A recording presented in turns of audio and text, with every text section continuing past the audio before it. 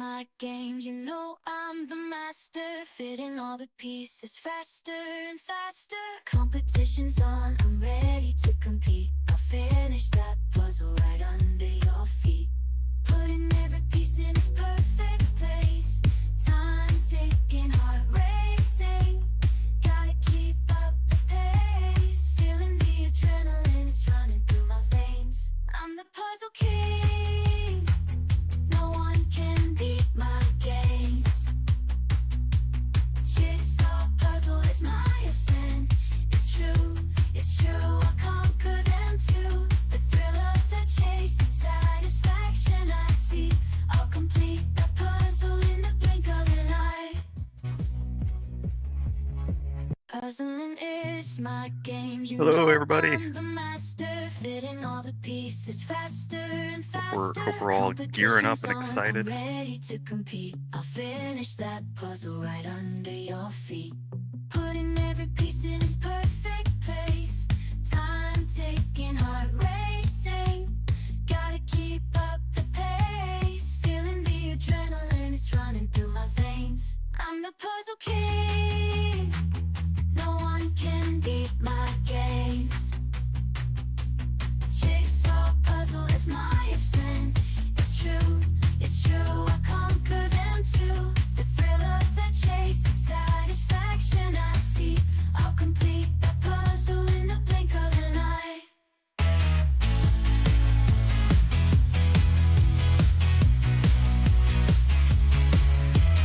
This is really exciting. I know a lot of people are in here for their first time. I know some people are coming from the world of having been at Worlds relatively recently, and it's just really fun to see the puzzling community get bigger and bigger every couple of weeks. It's kind of phenomenal.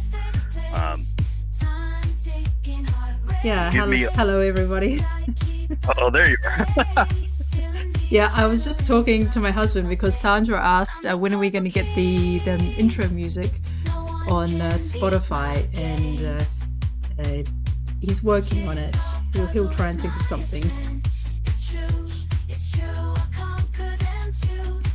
You could do it like I guess there was some one band somewhere that made a album of just silent sleep music where they didn't actually play anything. It was just an album of straight silence, and Spotify picked it up and it went really, really well. So who knows? It could take off kind of like that and be people's nap time power music.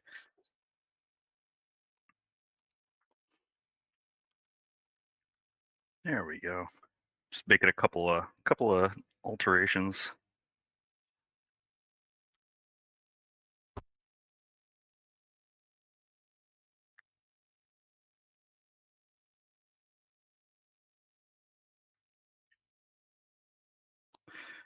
Inga coming in with 2 devices. So much energy and juice.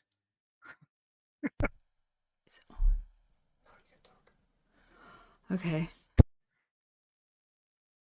Oh, and we're now live on the YouTubes. You can see the screens and everything. Everybody's in their respective corners. Although I think everybody technically has a corner. Yeah, Michelle, you might need to adjust the size of the windows a little bit because I think the top row is a little cut off on there. But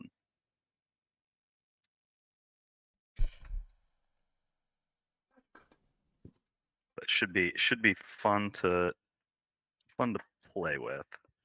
Sorry, I'm a bit confused here. I've got like so many screens here, and my husband Eric has changed some of the settings.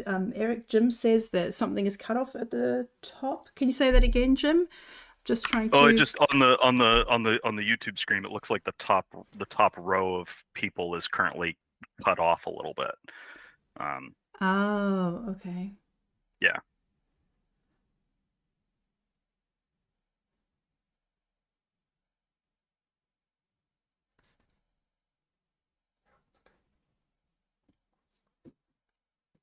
Okay, I don't think we can adjust that right now. We'll just have to have it.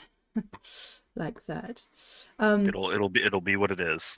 Yeah, sorry, I've just got so many things going on right now. I've got like three different screens on, and also checking my phone for updates. So yeah, sorry about that. Welcome everybody to tonight's competition.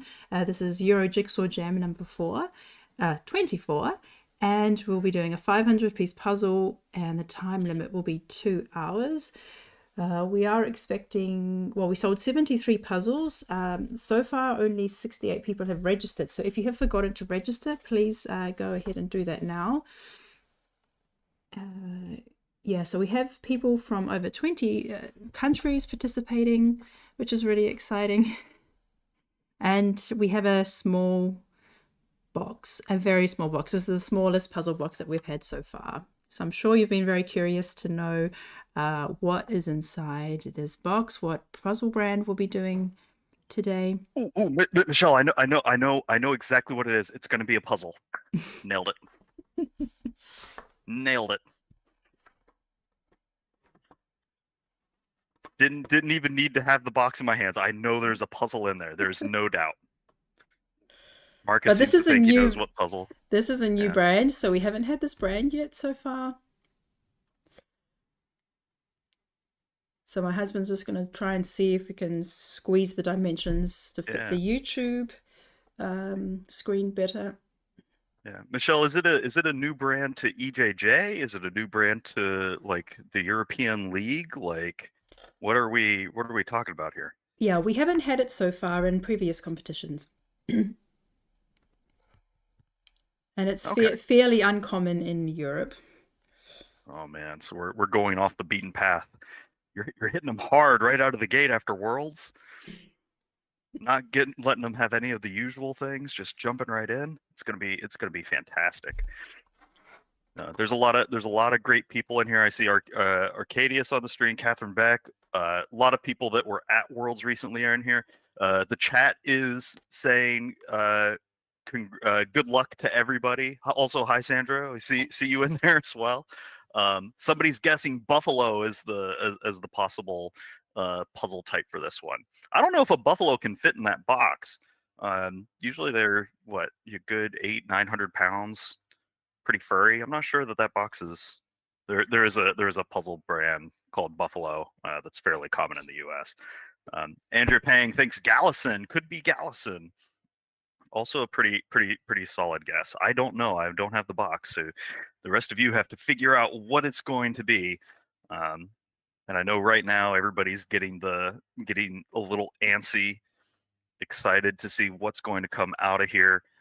Every time I see that wrapping paper, and it just makes me so happy because puzzling's a little present, even if it's for a competition and you get a little stressed and excited for it. That little bit of wrapping is just a nice pleasant touch. A couple people agreeing with Andrea that it could be Gallison.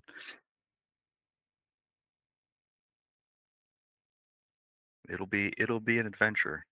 While we're still doing a few setting up things, and just because I enjoy reindeer games, give me a quick thumbs up if you watched any of the Worlds live stream while you were there. Couple of thumbs. Cool. Give me some jazz hands if you were at Worlds.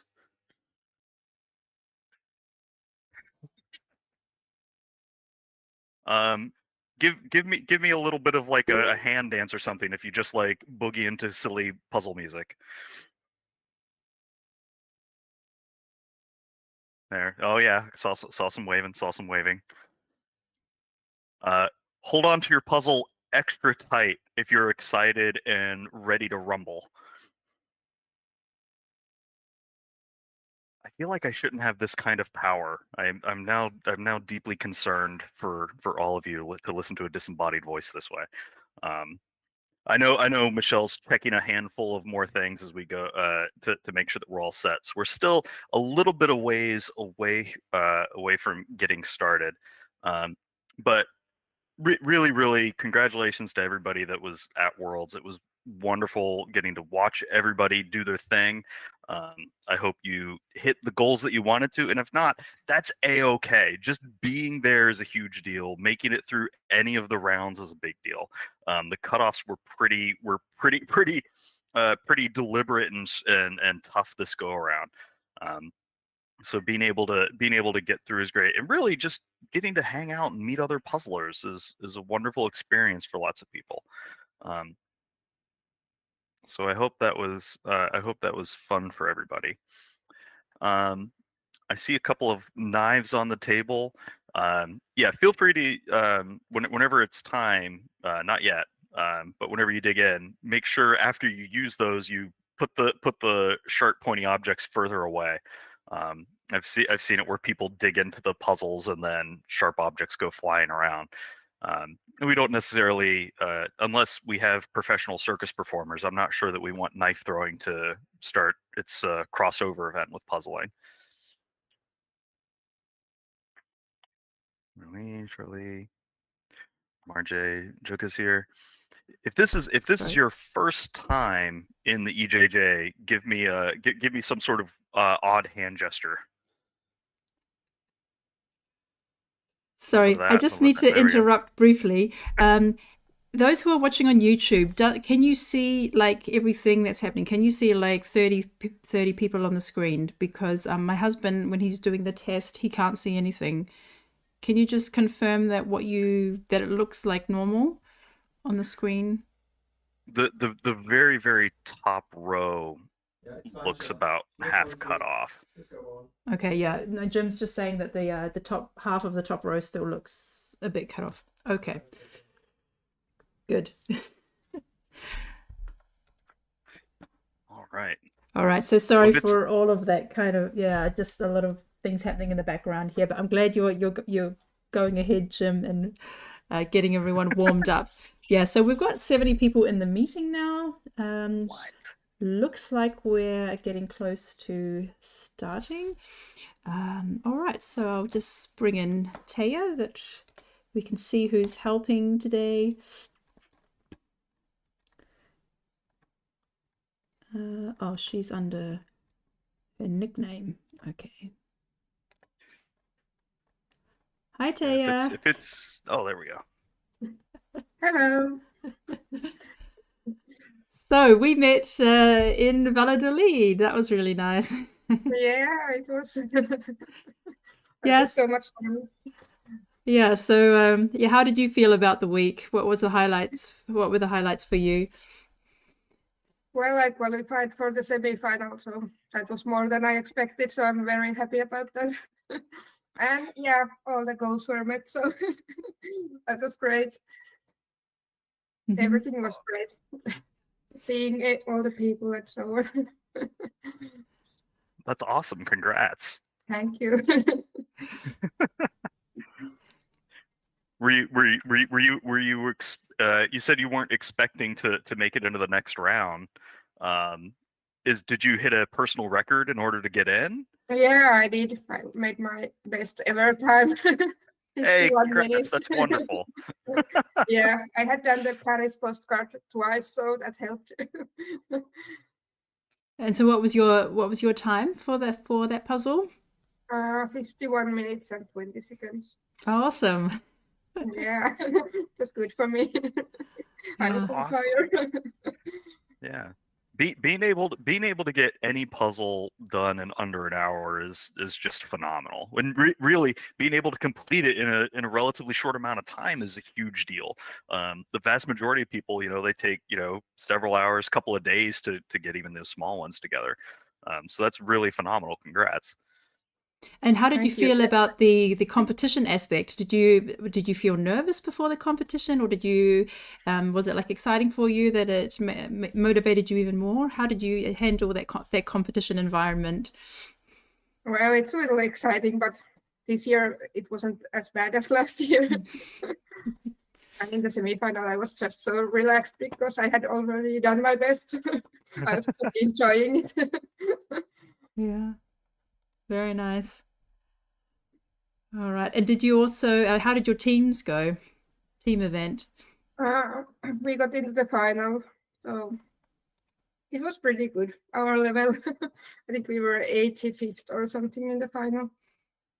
Awesome. Getting into the final is huge. With the Yeah. way that the cutoffs were, that's amazing. Congratulations. Thank you. Yeah, I'm very happy.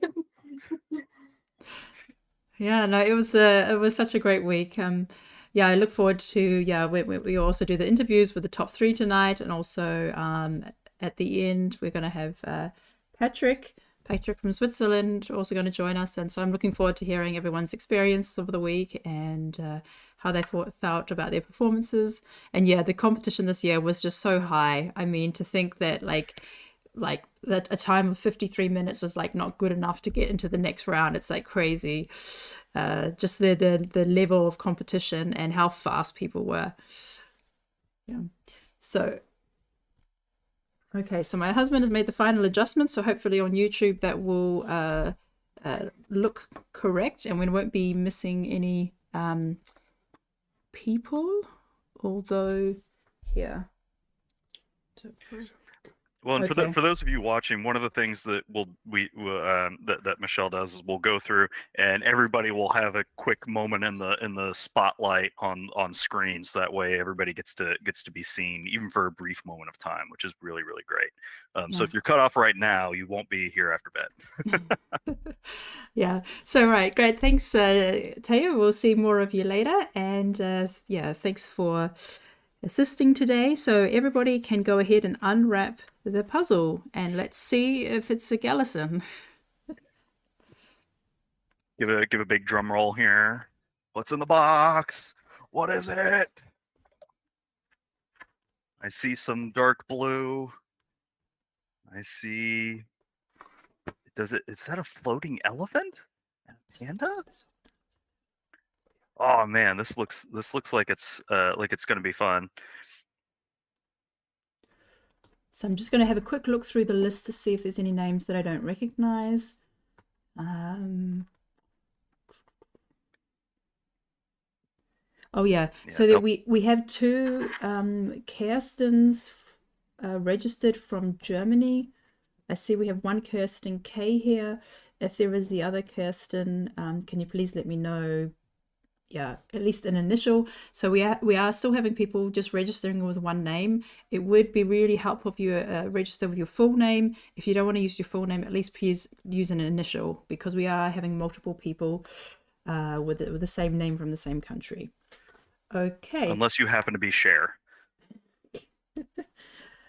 So some people also Cher use gets a it. pass. Some people also have a very unique nickname, but the main thing is that we want to be able to give the right results to the right people, and also give everybody a moment in the spotlight. And one time I didn't, because we had 2 Steffis and I thought they were the same person. So the second one I didn't even look at. Okay, so everybody has the puzzle. It's I can't remember if there was any plastic, or if there are stickers or shrink wrap that can be removed. Please put Joanna, please put the box lid back on there. Yeah, and just place it back in the middle of the table. Then I know that you're ready to go, and we can do a countdown. Yeah, so just remember, you can also write your done message ready in the chat, so that when you're done, you just need to hit enter. And yeah, just give you a moment to do that. All right. Take a few seconds to prep. Get the adrenaline rolling. Shake it out real quick. Get the fingers nice and limber. Okay, and everybody has the same puzzle. That's good. All right, so counting down in 5, 4, 3, 2, 1, go. And we're out of the gate. This is gonna be really exciting. You can see this box lid comes off pretty easily for a lot of people, and it looks pretty thick, so easy to set up. A couple of people have taken the poster part out and they're setting that up. Some people are using just the tops. Right away, already getting to work on this. So let's take a look at the puzzle. So it's actually from the brand Mudpuppy. Hey! Which maybe, Jim, you would know better. I think they're like a sub-brand of Gallison. So if you guessed Gallison, it's kind of half right, because they do actually have the same box sizes. But what I can see is that Mudpuppy is like the kids brand, or like the family brand. And so they have very friendly, colorful images, whereas Gallison has a lot of photos and trickier puzzles. This one is called Tree Dwelling Slowpokes. So we have text on here, we have different animals, and there's actually animals on here that I didn't know before. So there's some obvious ones like a giant panda and a sloth and a koala, but we also have tamandua, couscous, opossum, slow loris, binturong, sloth bear, potto, porcupine, yeah, and lots of shades of purple and with a black background. So I don't know if Vicky changed her background, but maybe a black background is not the best one for this puzzle. A lot of black, a lot of green, a lot of text, and a lot of purple as well. Yeah, lot of purple. There's some good texture on there. Yeah, the text is nice to is good to point out. Those words will pop in. It is a little awkward how those words are oriented in all sorts of different directions, and that could throw some people off if they're not careful. This is a really cute puzzle. I like all of the colorations on there. I think the background is going to be hard for a lot of people to get through. But this could be this could be one of the slower finishes, depending on how people are able to grab some of those fur textures and outlines pretty well. Yeah, so on the screen we have Agnes from France, Andrea from USA, Anna from Sweden, Annalise from Belgium, Arkadios from Poland, and Barbara from Austria. I always get a kick out of watching Andrea puzzle. She's in the top 20 in the world. She was 17th. She has a Guinness World Record now, part of that team. Just absolutely phenomenal puzzler. And getting to see her move is just a real treat. So fun fact, I met Andrea at the train station at a cafe. At Madrid, we were all kind of colliding. Everyone was like arriving at the train station. I mean, I met Victor and Kiara at Burger King, and there was like Americans arriving, and everyone was just like, "Oh, hey, let's all hop on the train." And yeah, Hannah was also there. So that was actually one of my favorite memories, was just bumping into everyone at Madrid train station. Yeah. So yeah, you can see a lot of black and a lot of purple, and the highlights tend to be, there's some white patches and also like this beigey but almost orangey color. Those seem to be the colors that pop. Yeah, it's going to be interesting to see if people are able to do the border efficiently on this one because of all of the similarities between the edge pieces on either side. There's a couple of giveaways, but I think that might be tough for some people. You can see a lot of folks sorting out that sloth bit early, and we're coming up on the 4-minute mark here. So a lot of the faster competitors have already flipped. They've made sorts for their initial targets, and they're going to start putting things together here. Yeah, so it looked like Barbara was putting aside some of the text. Yeah, getting that text together can make decent anchor points where you can then build out from there, sort of like a sunburst once they're locked in. The tough part is with all the text font being pretty similar, getting the orientations right is going to be the tricky iteration there. Yeah, so on the screen we also have Barrett from Germany, Bibi from Denmark, Camilla from Denmark, Carolyn from Belgium, and Catherine from Luxembourg.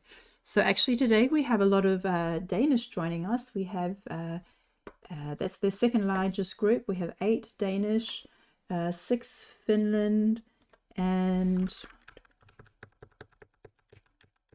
14 Germans today joining us. And a partridge in a pear tree. That's so many different people. It's like the United Nations of puzzling. It's really cool. Yeah, you can see that wow. that peachy color is seems to be the one that people are pulling first. You can see the BB has that one pulled out. She's got a dark table, and also Catherine Beck is also already starting to put together. There's a spotted animal. That's the couscous. So the couscous, I did a little research before, is part of the possum family from Africa. Well, and I No, I thought actually, Australasia. Just remembering well, and which one belongs to yeah, which country. that's the kind of animal I'm not super familiar with. So I was initially thinking like the pearl rice kind of thing. Um, Victor's asking, is this puzzle rectangular when it's finished? I It's square. believe, yeah, it's they're pretty square. There's a lot of people putting time guessing in 43 minutes, 46. Method official saying 39. Going to be going to sort of a smattering of where these finishes are going to come in. As sort of a reference point, the first place at Worlds for finals had it in 37:58. But for the earlier rounds where people had seen the puzzles before, we were seeing times that were sub 30, which is really, really phenomenal. So this one could go quick if people are familiar with it. Looks like several people are knocking out that sloth rather early, um, along with the couscous. Pato coming together as well. Yeah, there we go. It's also fun to see the different sorting styles that people use. Some folks like to put all of their pieces to one side over on their left, their right, whatever their dominant hand is, and then they'll bring things in from there. And others sort of make a rainbow smattering of pieces above where they're going to start building. And that both tactics have their advantages and disadvantages. It's just fun to see what people tend to gravitate towards. Yeah, so we have Celine from France. We also have Charlene, I think is joining us for the first time from Switzerland. Then we have Christina from Denmark, Claudia from Germany, and Danique from the Netherlands. And everybody's off to a really, really solid start here. There's still some sorting, and this is where there's the trade-off of sorting early to give yourself a boost later versus building as you go a little bit. And different tactics go different ways. It sort of ends up being a trade-off of over sorting can slow you down a little bit versus just being efficient on the setup early on. A couple of people in the chat asking what the name of this puzzle is. It's Tree Dwelling Slowpokes. Tree Dwelling Slowpokes from Mudpuppy. Yeah, so let's not be speed puzzling slowpokes today. Yeah. Don't embody the sloth on this one. Do the opposite of a sloth and go very, very quickly. Yeah, so this brand is called Mudpuppy, and I found out that Mudpuppy is actually an animal. It just sounds like some kind of cute name, but it's actually an animal similar to an axolotl. It's a type of water salamander in North America, and I found that quite fascinating. I just thought Mudpuppy was some made-up name. All right, so we can see in the picture of Celine, she has the sloth. So that's the larger section done. The little section with the brown spots is the couscous. And then there's this small peachy one called the poto. And the poto is a small primate from West Africa, when I remember correctly. Well, hopefully it's not in a hurry to go anywhere, because I have a feeling after people finish that particular animal, Pato might be sitting alone for a little while as they hop around to other sections on the puzzle.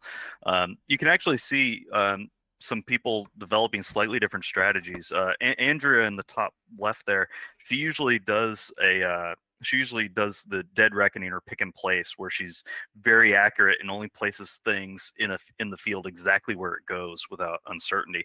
But it seems this time she's going for a little bit more of a building islands technique and picking out certain spots to build out from, and then we'll probably move over to that pick and place a little later.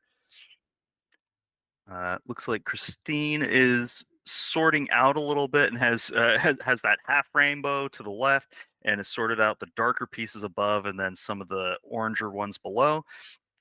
Claudia has also done this rainbow. Hopefully that lighting works out well for her. We're shifting people around a little bit. Yeah, so I'm keeping Danica on the screen a bit longer. So she's also making great progress, has several of the animals done. She's also got some of the koala head done. Yeah, she's pouring her way through the pieces. We also have Ekaterina.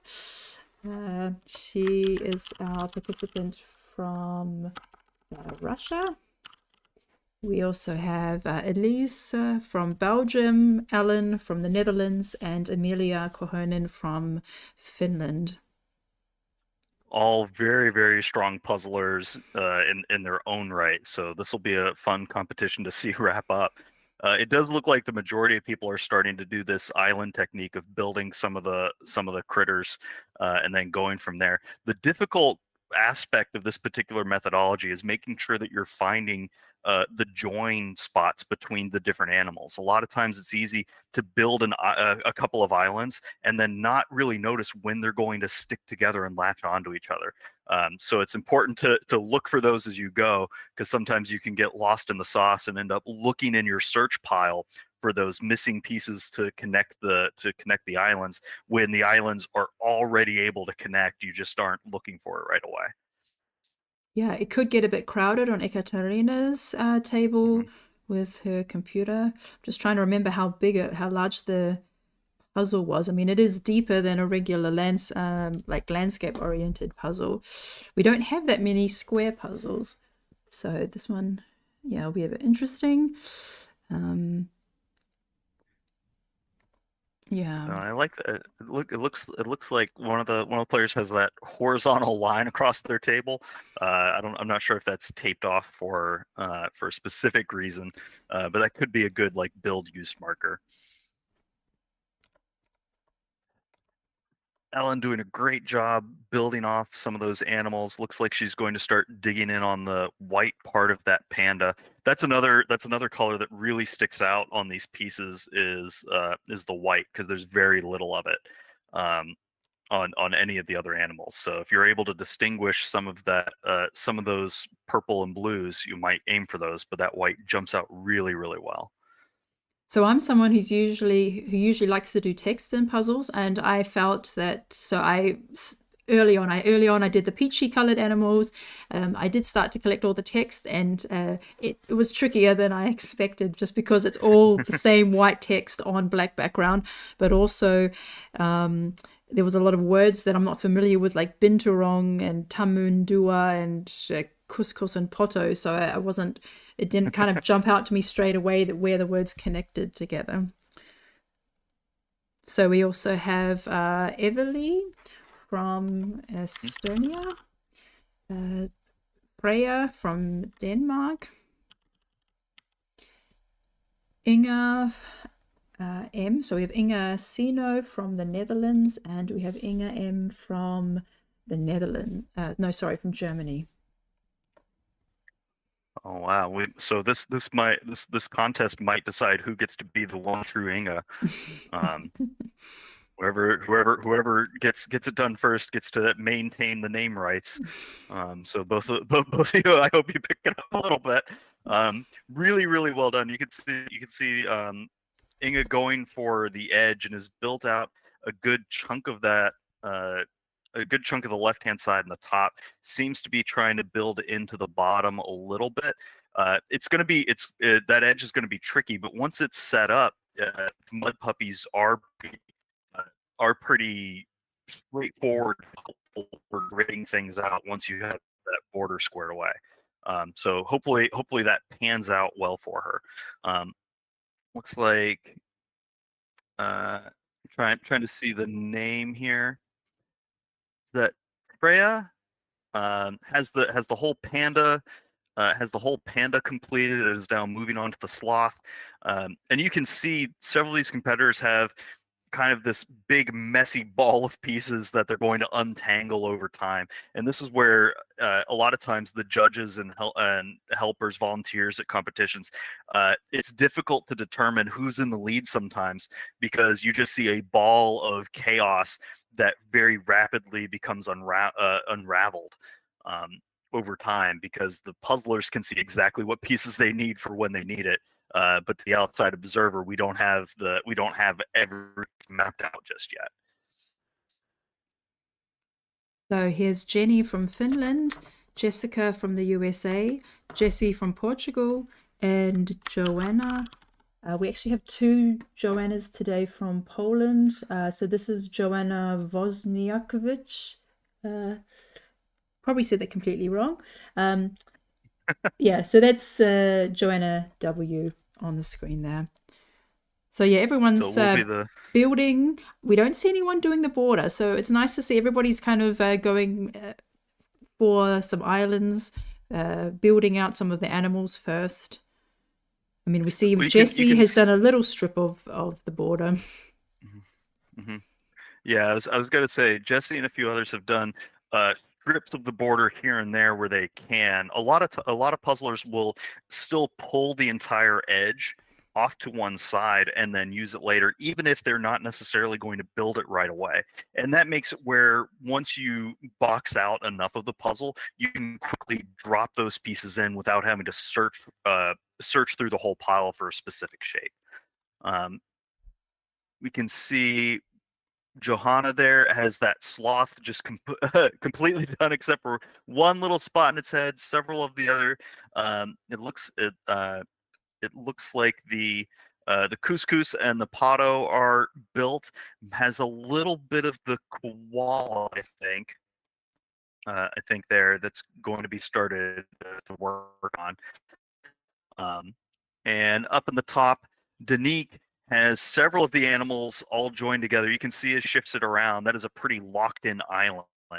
So she's on a really, really good run here.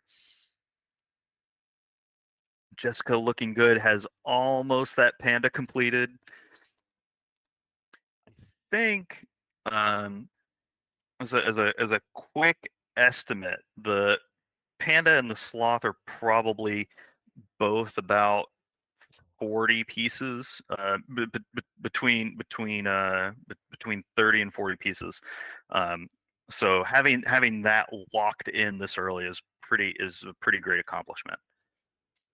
So here we have Joyce from Luxembourg, Yuka from Finland, Kati from Germany, Kirsten from Germany, Kirsten K, Kirsty from Finland, and Kira from the Netherlands. But Joyce using... Oh, go ahead. Sorry, I just wanted to say that Kati actually has quite a few pieces connected. We see a lot of people having kind of islands, but we see that Kati is kind of making connections between the animals, and often, as you say, they're closer than you think. Yeah, that's always the hard part with these as you go through. But she's done a fantastic job setting this up. Joyce using multiple sorting boards. It looks like one of them has edges and the other one has a different set of pieces. Can't quite tell from this angle. But we've seen more and more individuals start using boards in the solo 500s, sort of as just to clear the field a little bit, which is really, really impressive. We have a couple of people shouting out for Kira. We're all rooting for everybody to do their best today, which is really great. Kira looks very, very strong here. Has the sloth. It looks like the koala, the potty and the poto, not the poto, and the couscous all built. The connections just throws down the koala and trying to put it into place. And this is where organizing things starts to come into play rapidly. because you can have all these islands built and set up, but if they're not organized where you can start to see how to join them together, you can lose time trying to find the way to link them all in place. So I'll leave Kati on the screen a bit longer. So we're at 20 minutes now. Yeah, and 20 minutes in, for the folks at Worlds who had seen puzzles before, some of them are closing in on finishing up. These ones, I think the majority of people haven't seen before, so we'll see a little bit of a slower time. Here's Kati. Leah from Denmark, Lena from Norway, I believe. Lena Beata Svestad from Norway, Lisa Nielsen from Denmark, Lynn from Belgium, and Martia from the Netherlands. All right. And you can see it. There's sort of a convergent evolution of processes here. I'm curious to find out if anybody's going to bail early and do a shape sort, which can come into play whenever people aren't entirely sure which way to go. Well, this puzzle only has 2 ins and 2 outs. It's all the same. It's all the same piece cut, actually. Well, not the same piece cut, but it's they only have 1 piece shape.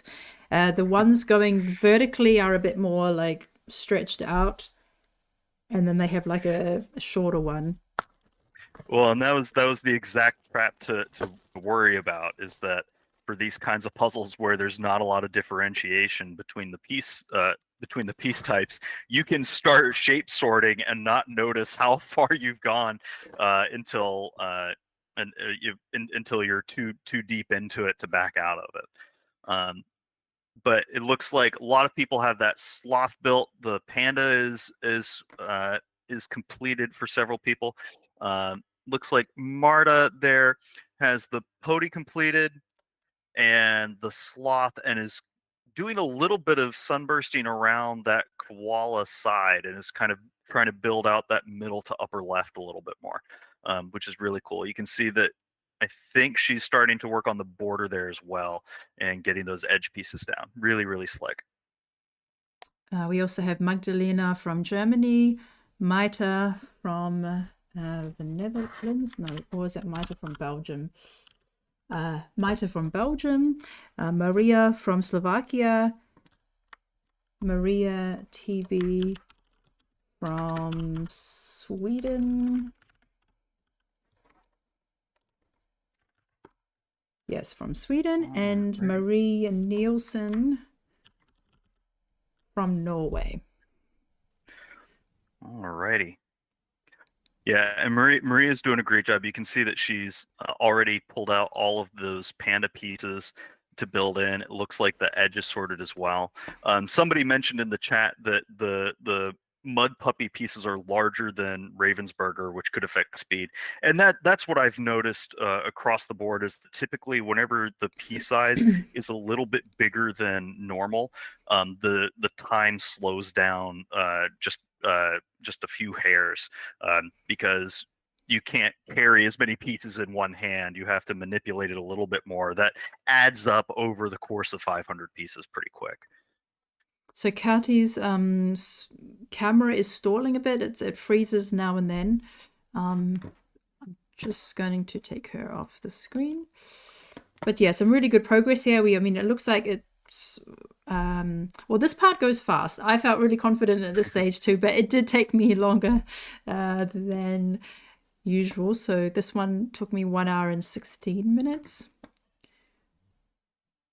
So the hard part is all what you can see, what's left behind, all the purple pieces, the text, and green stripes on black. There's a lot of similar pieces coming up. But no, everyone's making really good progress. And Maria TV's cat is there as usual. Nice to see. Nice to see the fluffy cat there again. Yeah, and everybody's doing a good job. You always want to hope that the easy parts and the easier parts of the puzzle you get done even more faster than once you hit the wall of purple or all the same color, um, because that's you want to get as big of an advantage early on before you start to lose into the creep, especially as you come in on like the 30-minute line and that fatigue starts setting in. A lot of people forget how hard it is to stay focused and concentrated for 30-40 minutes at a time, and that can really start wearing you down if you're not ready for it. In the top left, we have Marcus from Estonia. So he registered today. It's his first time participating, and he's a teenager, and he has his own YouTube channel where he does time lapses of his puzzles. Oh, that's awesome.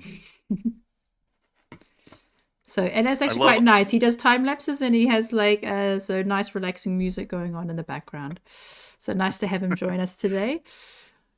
So we also have Marlene from the Netherlands, Mooney from Germany, Nana from Denmark, Nicole from Bulgaria, and Patrick from Switzerland. And Patrick is standing today. Normally he's in his big office chair. Oh, he's taking it seriously then if he's standing up. He's willing to put his back on the line for the sport. He's still in the world's mood, I think. It's hard to get out of once you've been bitten by that competition feel. It's hard to turn it off, especially whenever you want to practice it for the next round, right? You get into that mode and you want to keep pushing a little bit harder. Well, he was also speed puzzling on the weekend because straight after the Worlds, the following weekend was the Swiss Championship, and he participated there in individuals, pairs, and teams. So we'll find out a bit later about the Swiss competition. It looked like an absolute blast from what I saw. Yeah. There's several people mentioning in the chat that Mudpuppy might be a new brand to them. Yeah, in the US there's several Mudpuppy puzzles that a lot of people have PR'd on or done really well on because it's solid collages with really distinct color. So Mudpuppy is a really, really strong brand for speed puzzling. You can see. Looks like I'm trying to get the name there in the middle. Has done a lot of those animals, starting to build some of the edge, and yeah, this is where, like you were saying, Michelle, the easy parts are starting to wrap up. Now it becomes the hard state. So on screen we have Rika from Denmark, Sana from Finland, Sarah from Sweden, Celia from Norway, and Simona from Germany.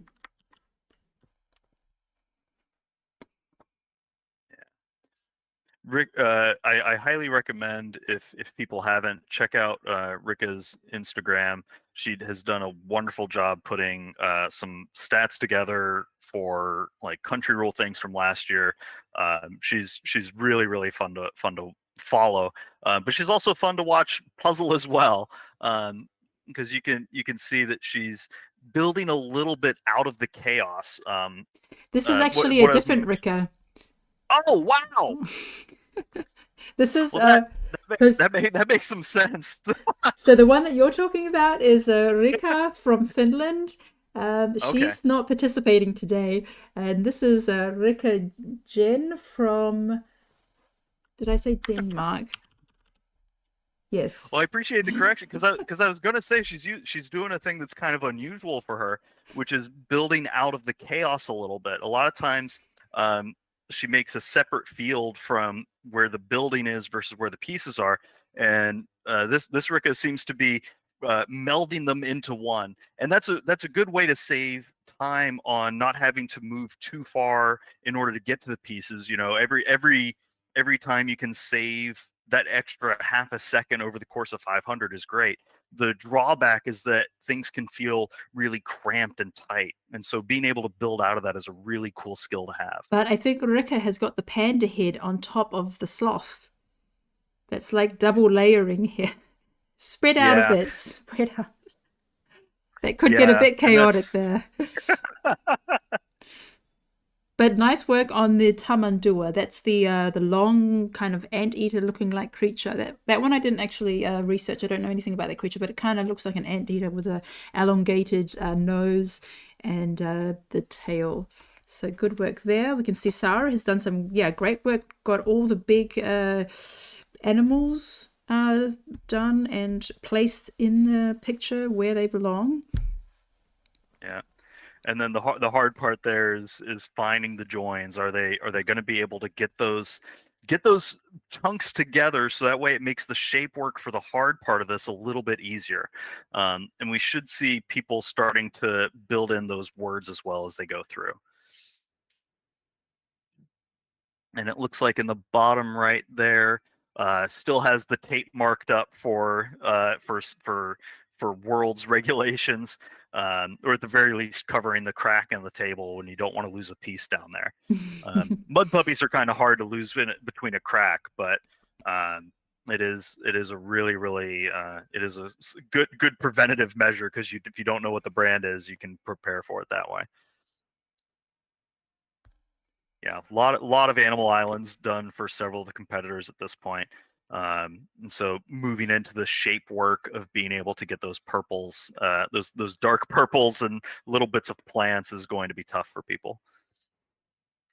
We're also coming in on about closing in on 32 minutes here, and you're going to start seeing people, take the gas take the gas off. They're going to settle in a little bit, and that's where fatigue strikes really hard. So I hope everybody can push through a little bit and keep going hard, because whenever it's tough, you want to go hard. You want to go a little bit faster to get out of it sooner. So here on the screen we have Smaranda from Romania. So that was really nice. Smaranda came up and said hi. She was very enthusiastic. She said she loves the competitions, and yeah, she just can't wait to do more. That was really lovely. So she also made it to the final. Then we have Stephanie K from Germany, Steffi H from Germany, Susanna from Germany, and Henrietta from Hungary. All right, the German contingency coming in strong. They're pretty. A lot of these puzzlers are behind the leaders in this particular competition. But I hope they're doing well for themselves. It looks like a lot of the similar strategies that Tamandua is particularly tough, because even though the colorations on the tail and the head and the legs are pretty clear, because there's that breakup in the middle of its body, it's really tough to figure out exactly how long it is and place it correctly. So you'll see several people have bisected it slightly, and don't have it fully completed. I think it's bottom right, Harrietta, has that full critter along the tree line there, and now just becomes a game of spacing. Yeah, so unfortunately, it looks like Henrietta doesn't have a good lighting situation there. When she moves her hand across, you can see there's a shadow immediately. So maybe she only has like light coming on from one direction out of that. Could be a bit difficult. Yeah, as you see, she's reaching over and there's a shadow being cast. But we see some people were starting to put some words together. So we see, like I saw the word potto put together, and koala. We can see that on Henrietta's. Porcupine is also coming together. So we're almost nearing the end of the alphabet. We started at A, we're at S now, and we still want to check out. We still got Tobias and Vicky to come. Yeah. Yeah, and one of the things with spacing is that the more familiar you are with the brand, the better you can get a rough idea of how big these pieces are, how far away they are from each other. So the U.S. competitors may have a little bit of an edge here, just being more familiar with the brand overall and having that piece size familiarity for the spacing. So we can see Tobias has got a really big chunk done. I mean, it's stretching, it's like 2/3 of the puzzle is done. Yeah, only a few gaps in between, but no, really great progress from Tobias. Then we have Teresa from Sweden, Uta from Germany. I think, yeah, Uta might get a bit cramped there with the books on the table. She might, yeah, get a run out of space there. Then we have Vicky, who made a post today saying she moved and she now has a new puzzle studio, but she has a black table. Should she cover it? And I was kind of tempted to write to her and say, yes, please, you need a white background, but I didn't. I didn't give her a hint, but here we can see it. She's still doing well despite the very dark background for the dark pieces. And on the bottom left is Vroni from Switzerland. And that was really nice. I met Vroni and her mum in Valladolid. Hi. And you might all be familiar with Vroni's sister, Annemie from Switzerland, who's done many competitions. Unfortunately, she couldn't be at Worlds or at the Swiss Championship because she was over 6,000 meters climbing a Mount Manaslu in the Himalayas, and possibly has done a puzzle at the highest altitude. So I would love Annemie to get a world record for doing a puzzle at the highest altitude. We'll have to find out when she comes back. She's on her way back this week, and yeah. So a big shout out to Annemie, who summited Mount Manaslu, and yeah, she's missing speed puzzling, but she's also fulfilling her other dreams. That's absolutely amazing. That somebody that she's climbing that mountain while everybody else is trying to climb the mountain of the rankings that are in these competitions, right? Like that is its own hill to try to climb up to. So it's sort of picking your poison. It is fun to see that it looks like Zara and the bottom two there. I have trouble seeing the names. Apologies. The bottom right is Zena. Okay. Yeah, Zena has that whole border built and completed, and is now zeroing in on some of those animals, which is really great. I get a kick out of watching Tobias puzzle because he is like a typewriter a lot of times. Like his pace is just so consistent. He very rarely has these like boom or bust runs of here I'm going to get 7 pieces in a few seconds and then it'll be a minute before the next one. He is so consistent. It's just drop after drop after drop. And he has most of the left-hand side. It looks like that right-handed with the very large sloth bear along the tree still needs to be completed, which makes sense because that is a lot of purple inside of that sloth bear, and then there's some cleanup that he still has to do everywhere else. So he might still needing to catch up. Andrea Pang on screen there now, looking really strong. She still has to do the sloth bear and some cleanup in other places. It looks like she sorted out the rest of those black edge pieces, and it'll be interesting to see which she aims to finish up first. Yeah, zooming in, Val. Yeah, everybody has the easy stuff done. The real question is, how do you approach those dark pieces that are not entirely clear, that are in the middle, that are between things, in order to try to get this done a little bit faster. And one of the somebody says sloth bear doesn't sound like a real animal. I mean, I would put it on the same category as like an owl bear from D&D if you're familiar with that game. But sloth bear is a real critter. If you've ever been to certain museums, they have giant sloth skeletons from prehistoric times, which is really cool.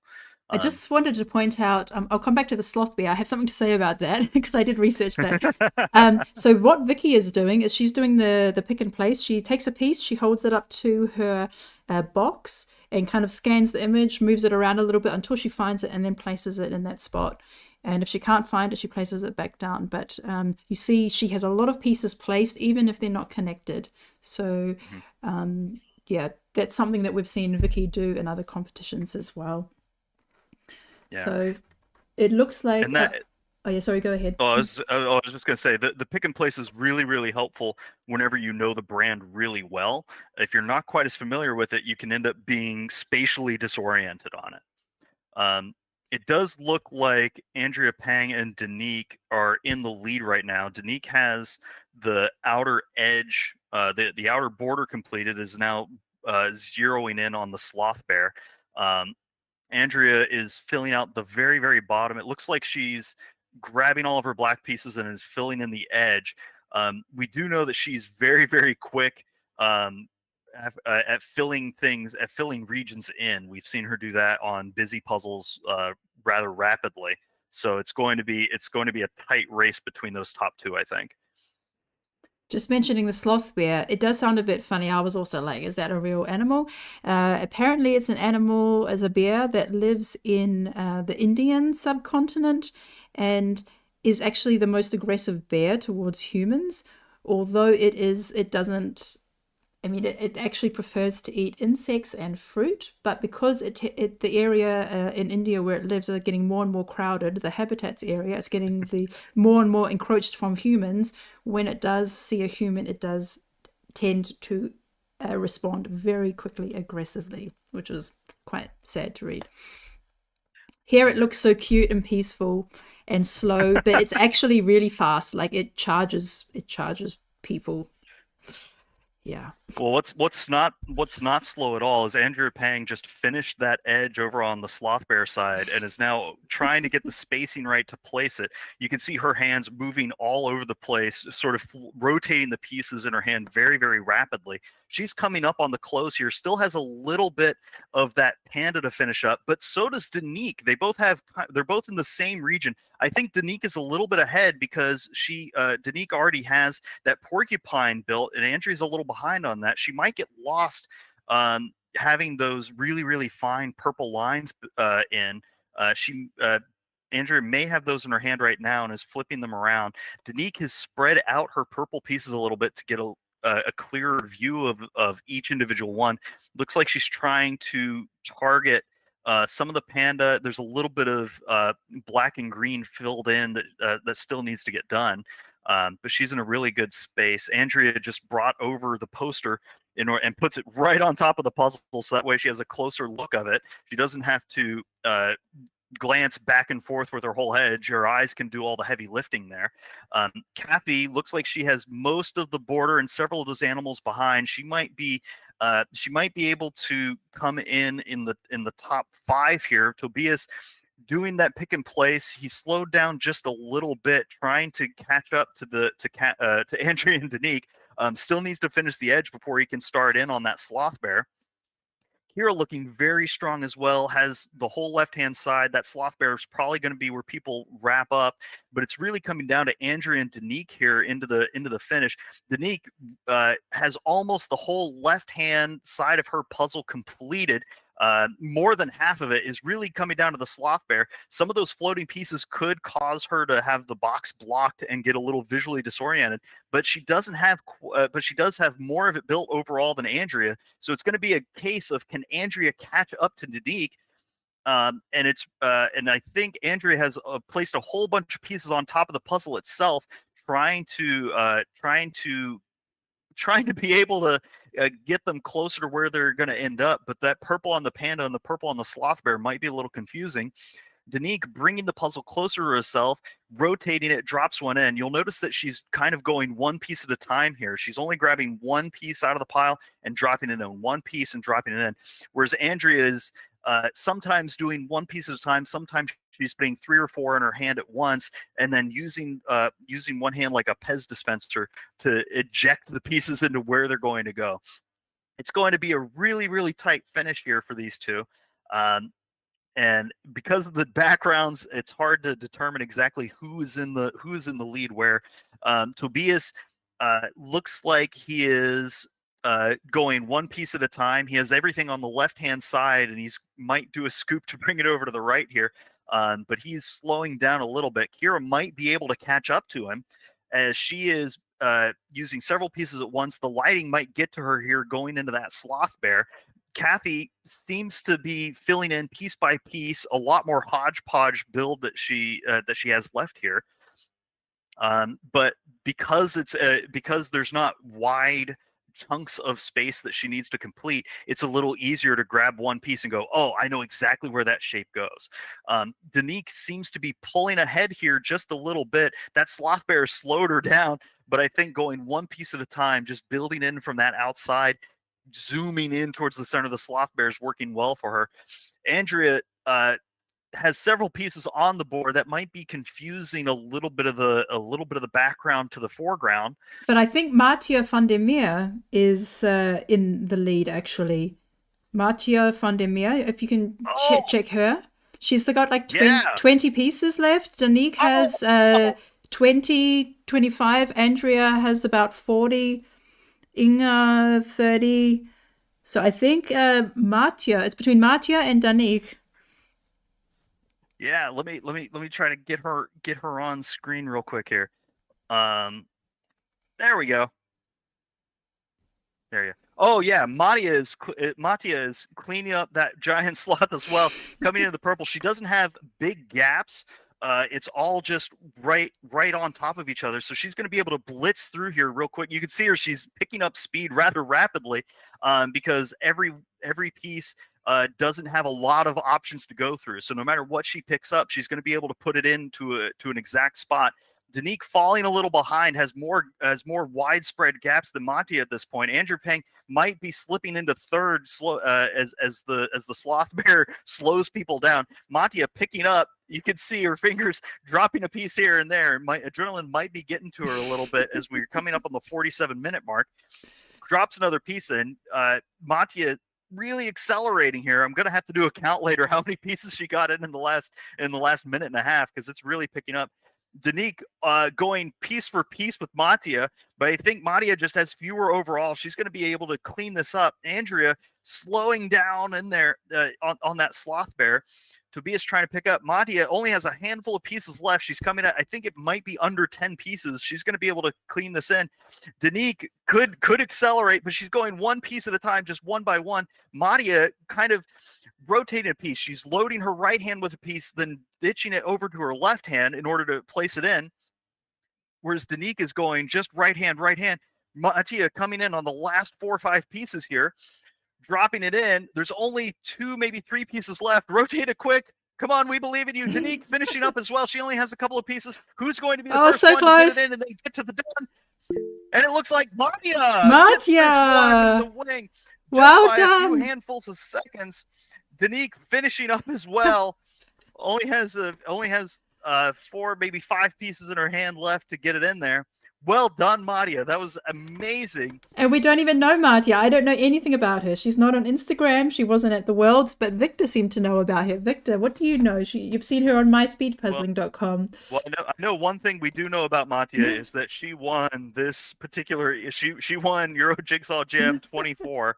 By a pretty decent margin. That was fantastic. Danique just moments later.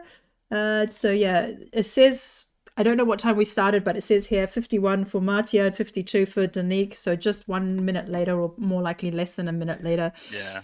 Amazing. Yeah, well done. Yeah, I had.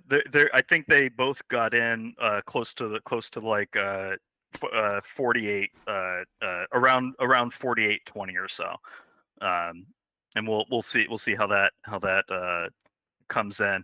But now the fight continues for places 3 through 10. We can see that Andrea may have a pretty sizable lead here. Inga coming up from behind as well. Let's see if I can get her on my screen here. Is that Inga Sanao? Yes. Try to grab everybody. For those of you who haven't watched any puzzle competitions, it's always tricky trying to track everyone at the same time. But Tobias is coming into the close as well. Andrea only has a couple handfuls of pieces in that sloth bear left. Inga also on the sloth bear. It's going to be tight. Kathy in the sloth bear. Tobias has a lot more pieces. He has the sloth bear and a lot of other leftover spaces from that left-hand side of the puzzle that's not wrapped up yet. So I think this might end up being a race between Inga and Andrea for third. Inga finishing up that little bit of panda, and that tree anteater kind of critter is coming into the sloth bear, putting those last couple of pieces in. Jumping around. Andrea pulls that poster closer. It looks like every piece that she has is going to go into a slot. There's not a big gap, so she might be able to use this like a typewriter and just drop one in very rapidly. And Inga's in a similar position. It's going to be a game of who can keep their nerves under control here, keep that adrenaline in and not let the hand start shaking. Andrea gets a few more pieces in. Inga coming in, she has maybe about 10 pieces left. Andrea on the last 5 or so drops one in. It's good. Unclear if she has any pieces sitting on the puzzle itself, but I think this might go to Andrea. Inga wrapping up has 5 pieces. Andrea hits the buzzer right in time. Very well done, Andrea. Comes in third. Inga's going to push real hard in order to get to 4th place here. And then we're going to have a little bit of a gap before the next rounds of finishers. That was very, very well done, Inga. Well done, Inga and Andrea. So Andrea was 2 minutes after Danik, then 1 minute later was Inga. And Andrea says that was a mess. Okay. I mean, sloths aren't exactly known for their cleanliness. One of their defense mechanisms is just being pretty gross in general. So not too terribly surprising that the sloths would be gross for people to finish. But we can see coming into the 5th and 6th slots, it looks like Tobias and Kathy are coming in on that. It's going to be interesting to see who can pull out ahead here. Tobias with his precision doing that pick and place. He has maybe 15, 16 pieces left. Kathy's a little further behind piece-wise, but she is very aggressive with her close compared to Tobias. So it's going to be fun to see which way this can go. I think Tobias may have enough of an edge that Kathy won't be able to catch up here, coming into 4th and 5th place. Yeah, but Tobias and Kathy are so close. Like, they have the same amount of pieces. I mean, by now it's like down to like 8 to 10 pieces. But I think Tobias is going to get there. I mean, Kathy's camera keeps stalling, but so close right now. Both just filling in those. I mean, Kathy has a sloth bear to fill in, and Tobias has individual pieces. Yeah. Oh, is he missing a piece? Looks like. No, there might be a piece down. Oh, where did it go? Look at the bag. In the bag. Oh, we got it in the bag. A trapped piece hiding in there. Okay, there we go. Tobias is done. Tobias comes into 5th place, just at just over 53 minutes. So very well done. Congratulations, Tobias. That was lovely. And Cutty is Looks just like, moments away. Yep. Just pushing hard. That sloth getting to people a little bit. Those flat colors that take up huge amounts of area, they're always difficult for people to get through. So really, really well done.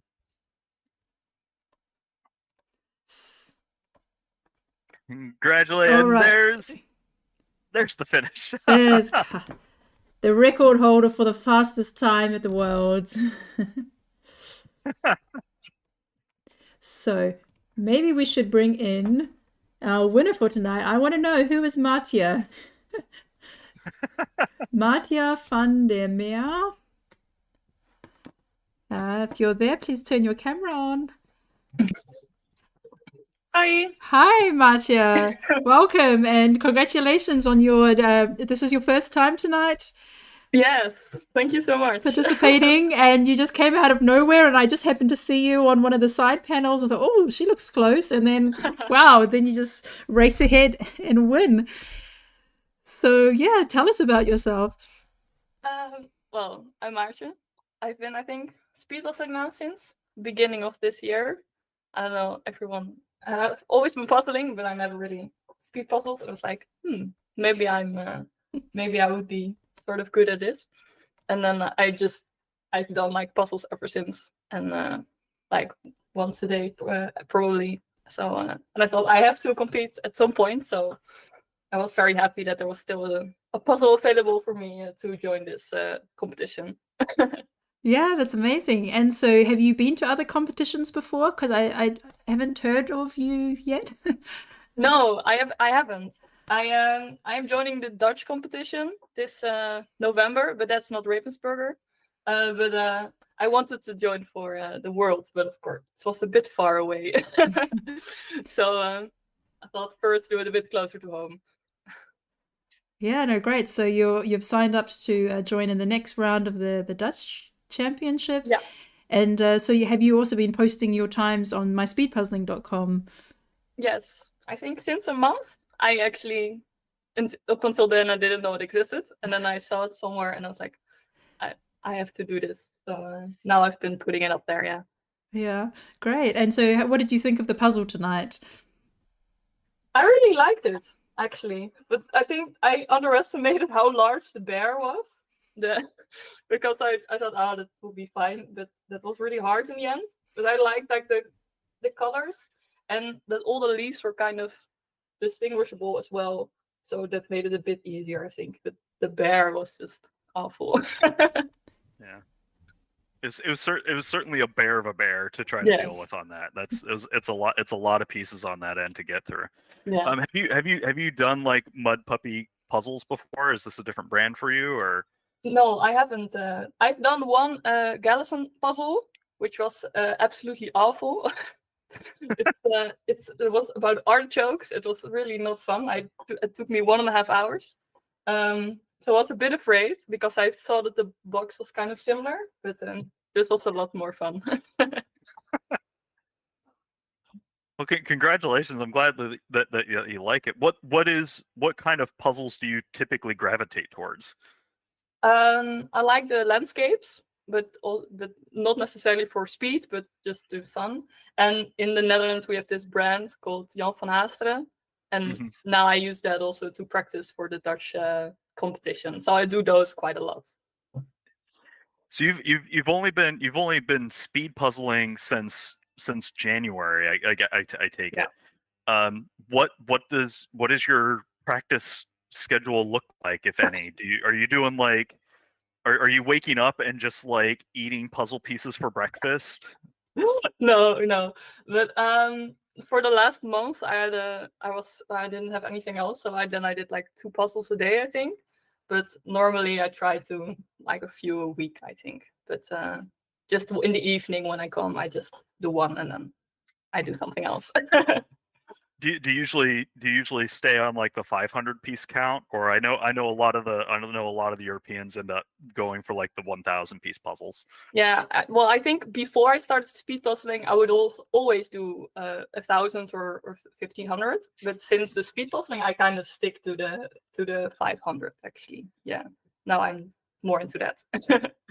Do you think focusing on the thousands for so long is sort of like weight training? Like, is it easier to see like it? Does going from 1,000 to a 500 feel like, oh, this is way way easier? I think so, definitely. It's just there's so much more, I don't know, more room. And now I sometimes when I make as a team, I make 1,000. It's like the pieces are much smaller, and it's just much more happening. And now I feel like I'm a bit more in control. No, that's really cool. Are you if you're now I'm so curious. You're headed to the Danish Nationals soon. Are you Dutch, but Dutch. Yeah. I heard that's it in my head and just got it backwards. You're heading to the Dutch Nationals soon. Are you planning on what are your expectations? Are you working with a team or a pair? I am doing the solo competitions and the teams competitions with some friends of mine. But then it's like you first have a preliminary in November, and then all the way in April you have the finale. So you have to place yourself first. So that's gonna be a thing. But yeah, it's very cool. I'm very looking forward to it. Well, we'll all be rooting for you because it's really exciting, and thanks for having your competition debut with the Yeah. Euro Jigsaw Jam. That's really fun. Is it different doing a competition in real time versus like practicing or for fun? I think definitely when I heard that you were saying that I was coming close, and I think like those last three pieces I couldn't even get them in. I was like spinning them around and trying them everywhere. So you definitely feel the adrenaline and the nervousness of the competition. But it's really fun as well. No, one of the things that's always fun is when you know that you're getting close, like the adrenaline just hits and the Yeah. fingers start going. So you did such a great job of just flipping them and getting them back into plays. It was really, really cool. Thank you. Do you try to get other competition puzzles and compare yourself to those? Yeah. I think that's how it kind of started. That I watched some of the streams of the Worlds last year, and I was like, "Ooh, I'm curious how I would do." And then at some point, I bought a few puzzles and then just tried them for myself and trying to see the times. Yeah, it's that's also nice.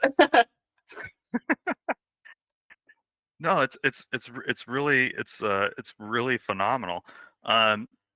What do you have if you're feeling open, how what's your PR on 500s right now? I think it's a little under 30 minutes, so 29 and a half. But I've done the puzzle before then. I think if I haven't done it before, it's around 31, I think. Yeah. Well, 31 on a first time. That's still in that upper echelon of puzzlers across the board. That's really impressive. I do like how there's more and more of a distinction between having done the puzzle several times, sort of iterations, versus never seen it before kinds. They're also totally different. Yeah. Do you I know there's debate in the puzzle world over doing the same puzzle for practice versus getting a whole bunch of different ones. Which way do you tend to lean on that?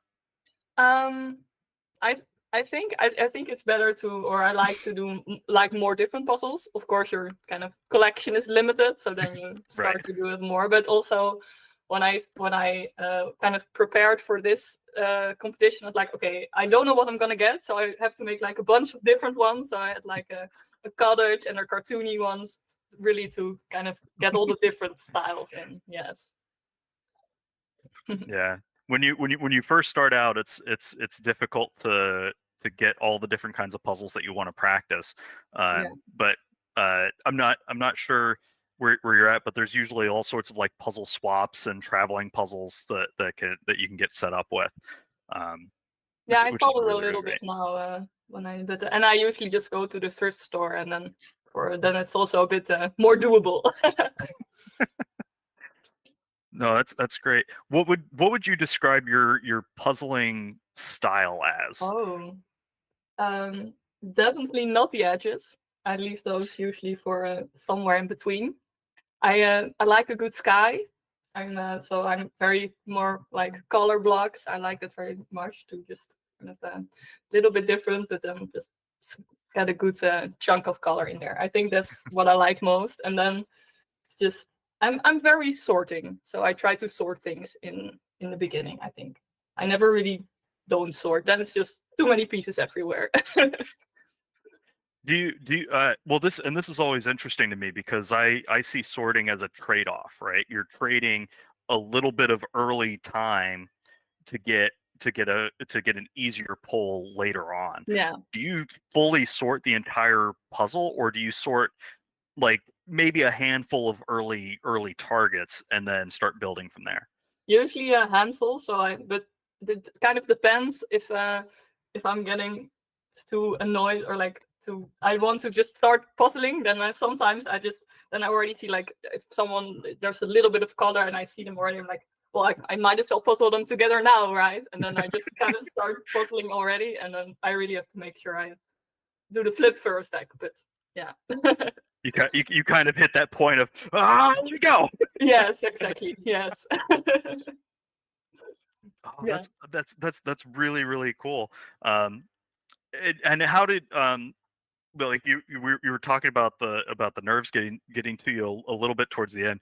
How do you think that you might approach tampening that down a little bit going into the Dutch nationals? Yeah, I think that because I knew now that I was kind of getting close, and if you're like in a room, it's of course you also have commentary, but maybe it's a bit like easier to not hear that, I guess. So now I was really like, okay, now I have to do it because otherwise someone's gonna get me. And then maybe you're not as aware of that, and then hopefully it might be a little bit less, but we'll see. Yeah, a lot of puzzlers end up using music or earbuds Yeah. during things because you never know what distractions are going on. But, No. Yeah. Exactly. no, I mean, congratulations again, and I hope Thank you you. keep working really hard. It's coming through. Thank you so much. Michelle, did you have anything you wanted to ask? Have you got any more any more competitions coming up? I am joining 2 other jams. I think in 2 in November. I think somewhere the beginning and the end of November. Oh, So, that's awesome. it's Well, still coming up. well, this time Yeah. we will be expecting you. Yes.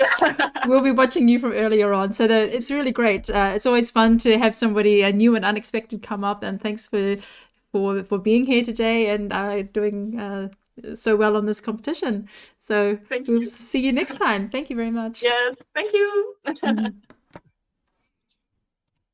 man, Awesome. that was some fantastic puzzling.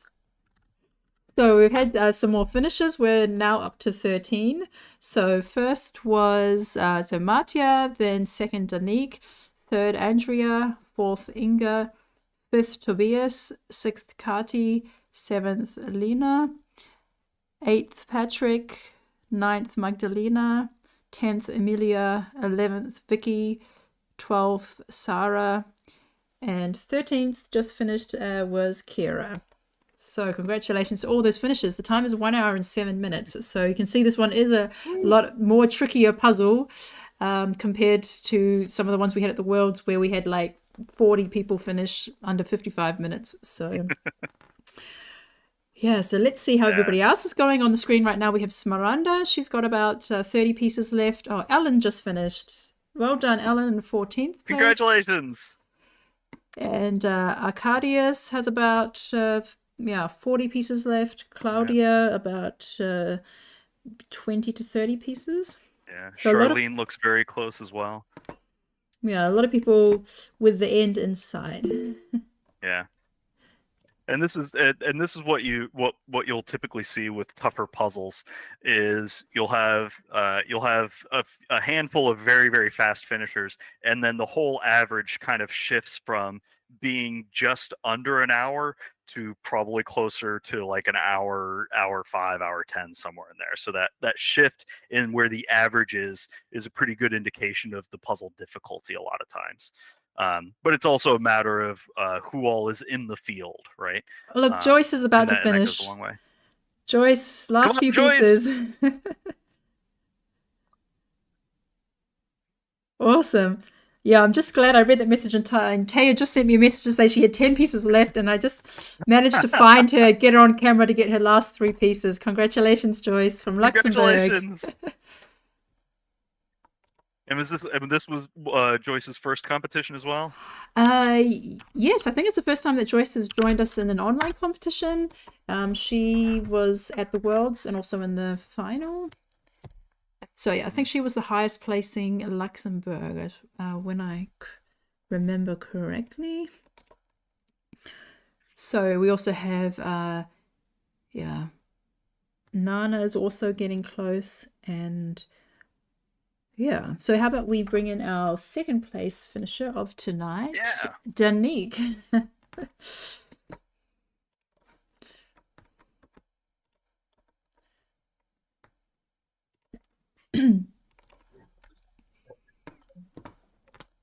Hi. Hi. Congratulations. That was really a tough puzzle, but right from the beginning you really had a really good pace going. That was really impressive to see. How did you feel about this one tonight?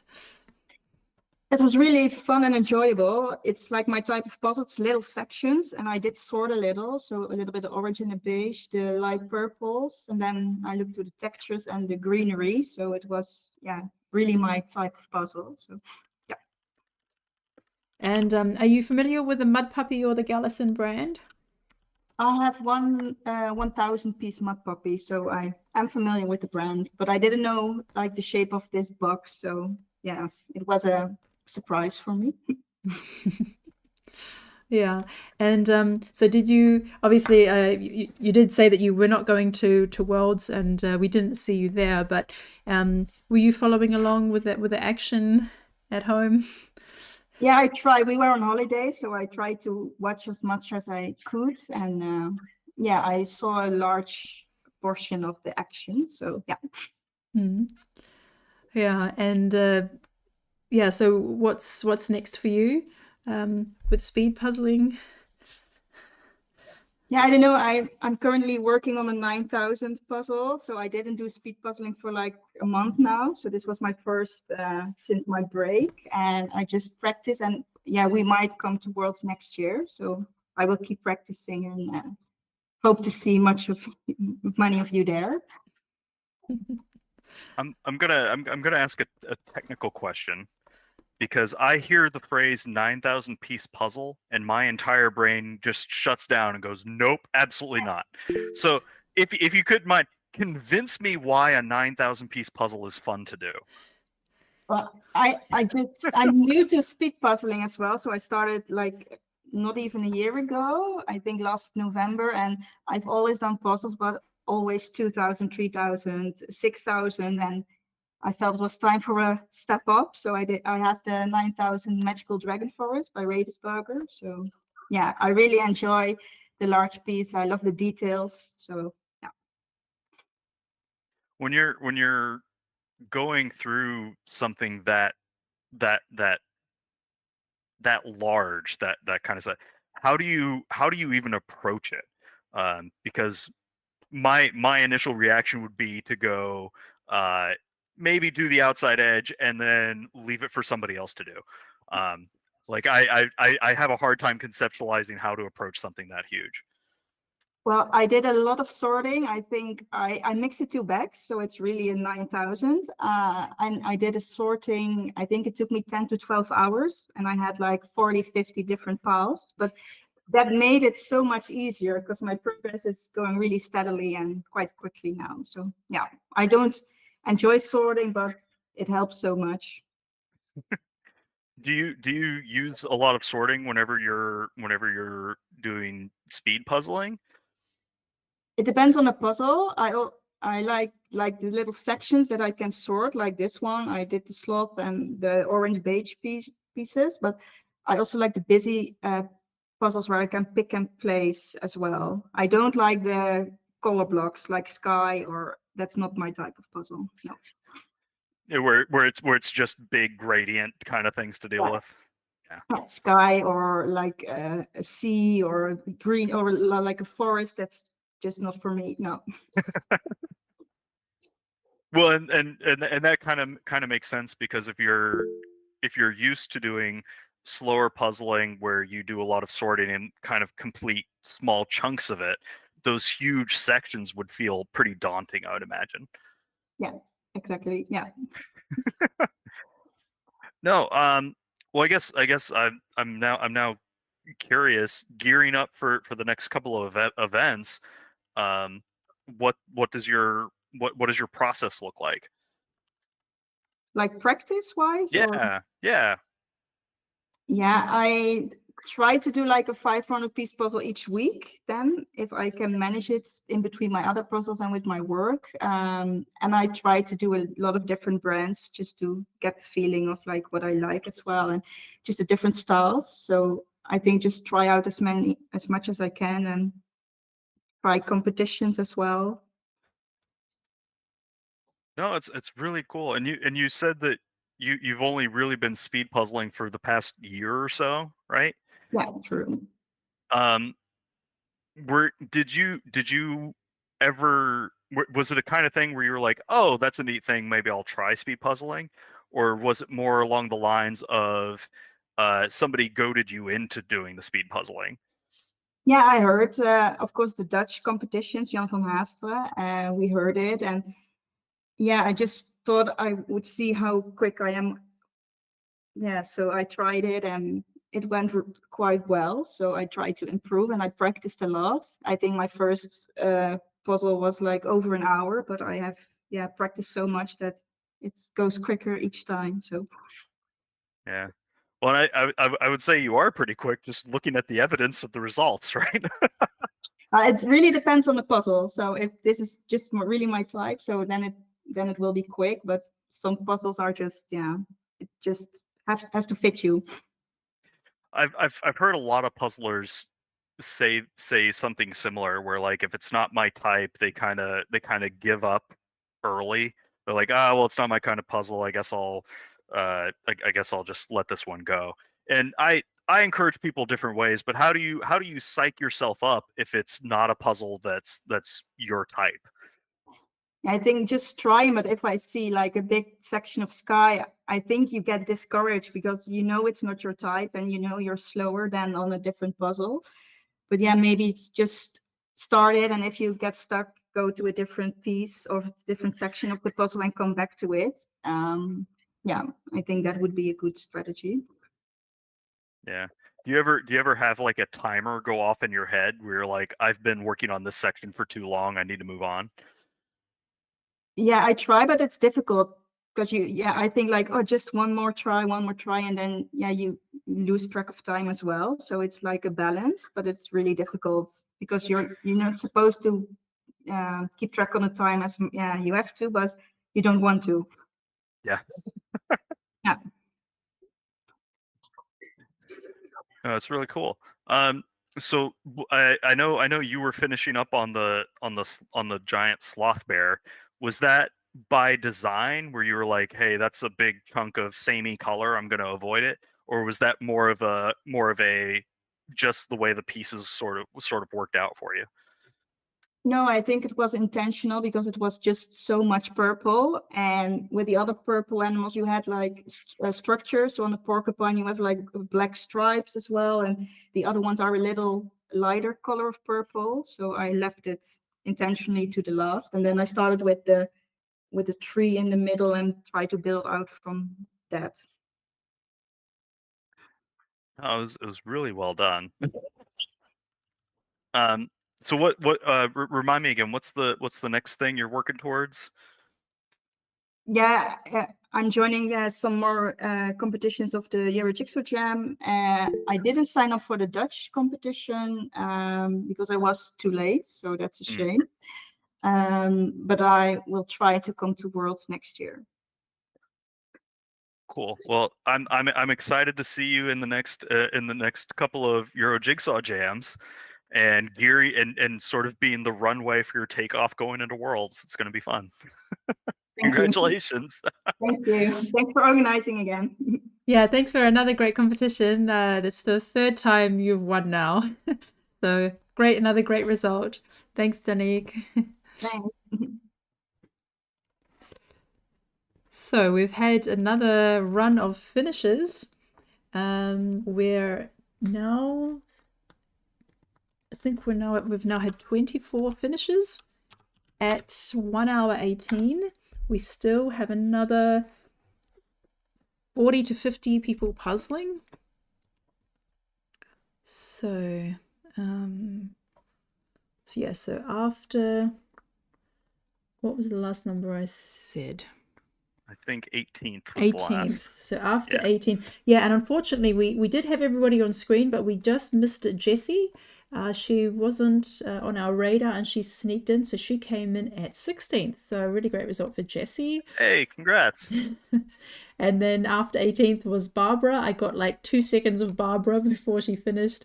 Then Arcadius, Nana, then our also making a debut, Marcus from Estonia, Camilla, Maita, Henrietta, Simona, and Susanna. So now I've just had another run of finishes. Let me just check if there's anybody else that I need to get on the screen.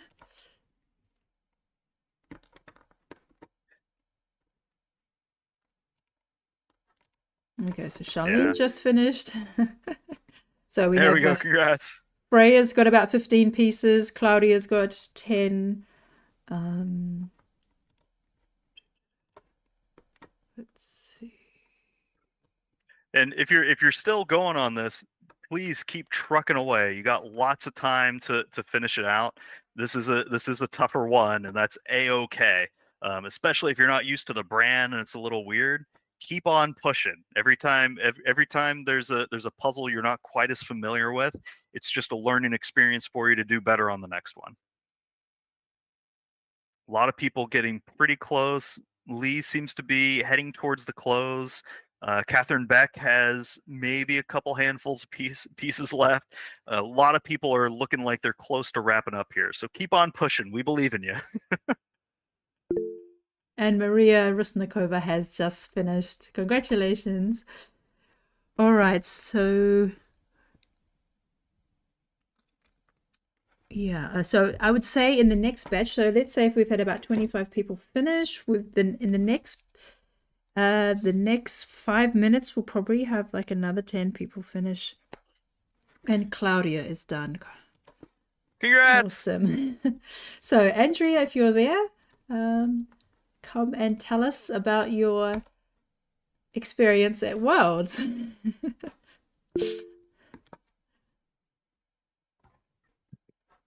Hi there. Can you hear me? Yes. Hey, Hi, there you are. Andrea. Well, I think I said to Jim, the pieces feel so large on this puzzle after just doing Ravensburgers, and I think that's why I like Ravensburger 500s, because they don't automatically make the pieces bigger when they go to a smaller piece size. So I'm kind of a hoarder of pieces in my hands. So when the pieces all of a sudden shift to being bigger, I get a little like frazzled because I can't. It I don't changes sort the as number fast. of things you can Yeah, hold on to. Yeah. flip as fast. Yeah. Oh, So it's really wild. What did you feel about this puzzle overall? I figure you've done a whole bunch of mud puppies before. I haven't done a lot in a while. My kids were littler. We had some of these. It was a lot harder than I thought it was going to be when I looked at the box. I thought this is going to fly. Like maybe I can beat 40. And then once I got going, it was way darker than I realized. And there were a lot of pieces that just had dark purple and black and not enough texture to differentiate the different animals. So I think I realized at the top there was the porcupine, like towards the end, it was like, oh, there's black, quills in this little bit, but it took me until like I had not a whole lot left to be able to distinguish all of that and pull this out. Yeah. So When usually when you puzzle, because we've talked and I've seen you puzzle a whole bunch. Usually you try to do the whole border first. This is one of the few times I've seen you not do the border until pretty late into the process. yeah. So walk me a little bit through how you did it. Well, this is going to be, it's kind of superstition. I think you know this, but usually in competition when I'm sorting, I count how many edges I have. So that when I go to put the edge together, I know how many I've missed or if I've missed any. So then it kind of determines how quickly or how much I focus on getting the edge done. And I lost count because I was kind of, I don't know, I just was not paying attention. So I felt like maybe I had missed a lot of edges and I didn't want to waste a lot of time fumbling around because they weren't distinguishable with colors. So it was because I didn't count and it just looked like it might not be the best thing to do. And so maybe at some point I should have just talked through. I just kept like going back and picking out things if there were colors or like little bits of words that I could do. But I do love to start with the edge. That's my favorite thing to start with. And that's my role on my team. So Well, that's what I was gonna ask. Like you adapted to this puzzle really, really well. I'm now curious, thinking about Worlds. Your team came in first place. Your pair came in third. You came in the top 20 individually. You have a Guinness World Record now. After going to Worlds, what are you most proud of? My team. I mean, my team and my pair. I think obviously my position dropped last year from like my individual place, but I think what I've learned, and even though my team doesn't practice a lot, we've really honed in on roles and finding kind of like the best thing for each person to do. And I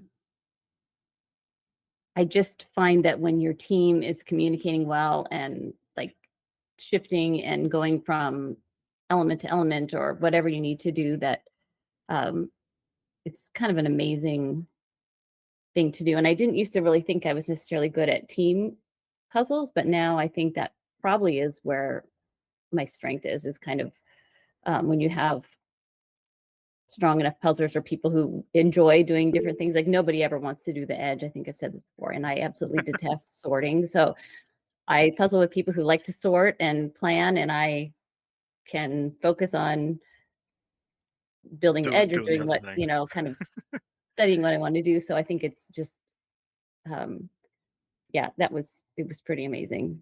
So No, that's really phenomenal, and the fact that I know a lot of other teams were doing a ton of practicing. Like I worked with the Wicked Quick folks, and they were Yeah. practicing an awful lot, right? How was it to figure out which role people were going to be playing on, and then show up on the big stage and be able to like all work together really, really fluidly in order to be able to pull that off? yeah, we know where everyone sits. We know how the box is going to be oriented, like little things like that. I think just having the consistency of which direction you look, where your pieces are going to go. Kelly and I don't know if you noticed, but like we always, except for the 1,000, we do our puzzle sideways and come at it from the end, which we did by necessity of the table space at nationals, but it actually really works well for us. There may be some exceptions if there's like, if it was like what was that, Pink Thunderstorm Mood or something, we probably would have not done that. But I think just the consistency of for me, I think I'm not as innately like hit the ground running fast, but I think I know if I have a method and a plan that works for me, that if I'm struggle a little bit, it's like, well, what do? You start with this. This is where you go, or this is the color I tend to pick up first, or this is even just little things that I fall back on without thinking, and that helps me kind of helps me stay calm. Yeah, no, it lets you focus in a little bit more. Yeah. And I will say, I'll make a plug, not that I'm necessarily plugging a specific person, although we did get gifted our boards from Zach. If you'll notice, like our pair and our team on every, like, and I've watched some teams struggle at the end with like this mess of like hands everywhere.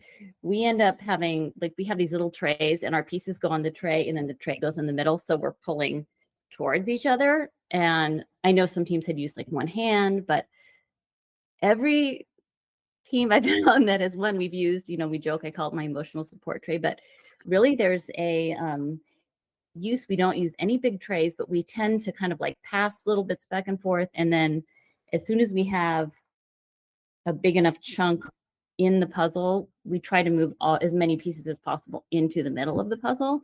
And I've seen more and more teams kind of ask us about it or start to try that. And I know, not to pick out any specific team, but there was the team that the Polish team and the American team that kind of flipped at the very end. It seemed like that was unfortunate with the missing piece and kind of a struggle, but that's the kind of thing where with the team and like Becca or whoever's next to the pieces, we say like, can you get the pieces on there? And that person, loads up the pieces and they get in the middle, and then we're just kind of pulling towards us and away from each other. And that really has worked well. So it's a little thing, but it makes the finish like really, really go fast.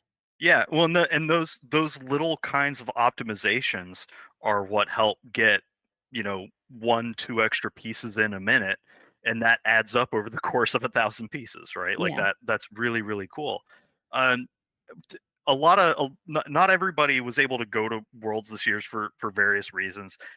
What was it like to be in the dome for the very first time? Was it intimidating? Was it exciting? Like Yeah.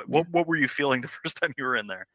Well, I went last year, but I remember last year, we it changed a lot, and I mean this is not a statement about the rules or anything, but last year we all said, oh, we just want to make it through the preliminary. Oh, we just want to like finish the puzzle. And we were, most of the Americans were able to do that and get through the rounds. This year, because of the country rules and how dramatically that changed, that was a real concern for people. So I'm glad that the first year I went was a year where you weren't like nail biting your teeth just to see the queue pop up to your name 5 or 6 hours later, because that I think was really disappointing for people. And I'm sure they'll adjust that for next year. But I think um, I think having music, having all that stuff kind of worked out that I do every time. Um, I know puzzlers, and you've probably seen it. Maybe someone has a comment to make, but I don't remember from last year. Like Charlie started those races so fast. So I think it wasn't just me. There were a lot of people that, like, you sat down, and if you weren't ready to go, he'd say, are you ready to puzzle? And you were Yeah. like, what? My box top holder's still in my bag, or like, I don't know if it was because they were Yeah, there first time, but yeah, it was kind of funny for those people who didn't see it in one of the rounds. Um, uh, I think it was Emma Pan. She was doing a practice puzzle, and they started announcing the countdown for the round right away. And so Emma had to just like throw the puzzle off the table and set stuff up and get her. And it was like this massive amount of like panic rush in about 3 seconds before they hit start. yeah. Yeah. So yeah, and that was pretty fun to see. So that Yeah. was But my It'd be nice to have round. a stressful for her. That was Be my nice to have a round. 10 or That was individual round B, because yeah, it was really, really quick. So I think what was happening is Charlie was doing the announcements, well, Eva and Charlie were doing the announcements, how much time and the rules and all that, while the volunteers were still putting out the puzzles. So basically, once they let everybody in, we all thought, oh, okay, yeah, so there's going to be like a 5-minute, like, settling in period. And I said hello to Jeanette, who was my table mate, and she was setting up her camera. And then I was just kind of looking around, and then I thought, oh, I need my box holder. And I went down to the other side of the table. I was like looking in the bags under the table to find my box holder, and then took it out. And then he's like 5, 4. And then I see everybody stand up, and I'm like, oh, we're doing this. And diagonally opposite me was Emma. And I could see she had this puzzle, and she just like shoved it onto the floor and was just like scrambling. It was that really took me by surprise. But so I really was not expecting such a quick start after once you arrive. Like literally, it was like a few minutes. Yeah. 10 seconds would be great. More than 5 at least. Or Well, I think part of it is last year and at US Nationals they would have everybody sort of get excited, and then they would run like a commercial for like the streams of some kind, where it'd be like, oh, and okay, everybody's excited, great, we're gonna come back in like a minute and a half kind of a thing. And I think because they weren't doing that the same way, they were like, we need to keep on schedule, we can push it. But that's certainly jarring to feel like, okay, I have another minute and a half to like stretch and get in the zone, to, oh no, the zone is now. Yeah. How did that affect you during that first puzzle that you did there? the first one I was I would think I was ready for it, but it was a really like not good puzzle for me. It was that. In fact, it's right here. Same as Michelle, this lovely muddy, Yeah, terrible. the muddy brown. Yeah, that caused a lot of people some strife. So I can only imagine having to like, oh, we got to get going, and then seeing that come out of the box may not have been the most encouraging thing. Yeah. I didn't manage my pieces very well. I just like, when I know my chambermaid ended up with one of my pieces at one point, which didn't really slow me down, but I was looking for like this random piece. And then at the end, like it was just sitting there because she found it and stuck it in my spot. But that was a mess. The second time I sat next to this just wonderful woman from Austria, and we got to talking and we were kind of making friends. And then both of us were like just having fun when he started it. So I had to like bump my phone off the table, and I didn't have my music on, but it was worth it because she's adorable, and I hope we keep in touch. So Oh, that's that really great. it happens, but Yeah, that feeling of being immediately shot out of a cannon might be pretty a little rough. so we all know, I guess, for next time we'll make sure to remind everybody multiple times to be prepared. I So, just come in with the engine revved. I just like to make a comment about the boards. So I was a volunteer during the team event, and that was one of the most interesting things for me. As I wandered around, I noticed the American teams had the Zacco boards, and what I thought was really cool was that they're small. So they were passing them around. I could see like the Wicked Quick team and some of the other American teams were handing like little projects over, like they had sorted some pieces and they could hand it over to the other side of the table. And what I liked was that one side is open so you can slide. Maybe you could just show a picture up to the board, show one up to the camera. This is the teeniest one. I don't know. Yeah, can you see it? Yeah. So that that doesn't have an edge, but they're really lightweight. They're really nice plastic, and you can put them in a backpack. Like, yeah, because I haven't seen that before. Like I'd seen them on Instagram, but I'd never actually seen them in action. And I mean, I've seen people use like flat boards or bits of cardboard or foam, but that I really like because you have a rim to hold the pieces together, so you can kind of hand it back and forth, but also that once you've got a piece connected, you can just like slide it into place. And so after that, I was like, oh, I want one of those Zacco boards too now. I had cut just little pieces of foam at Nationals, and that's when we started using them. And I talked to him about them at Nationals, which was I want a smaller board,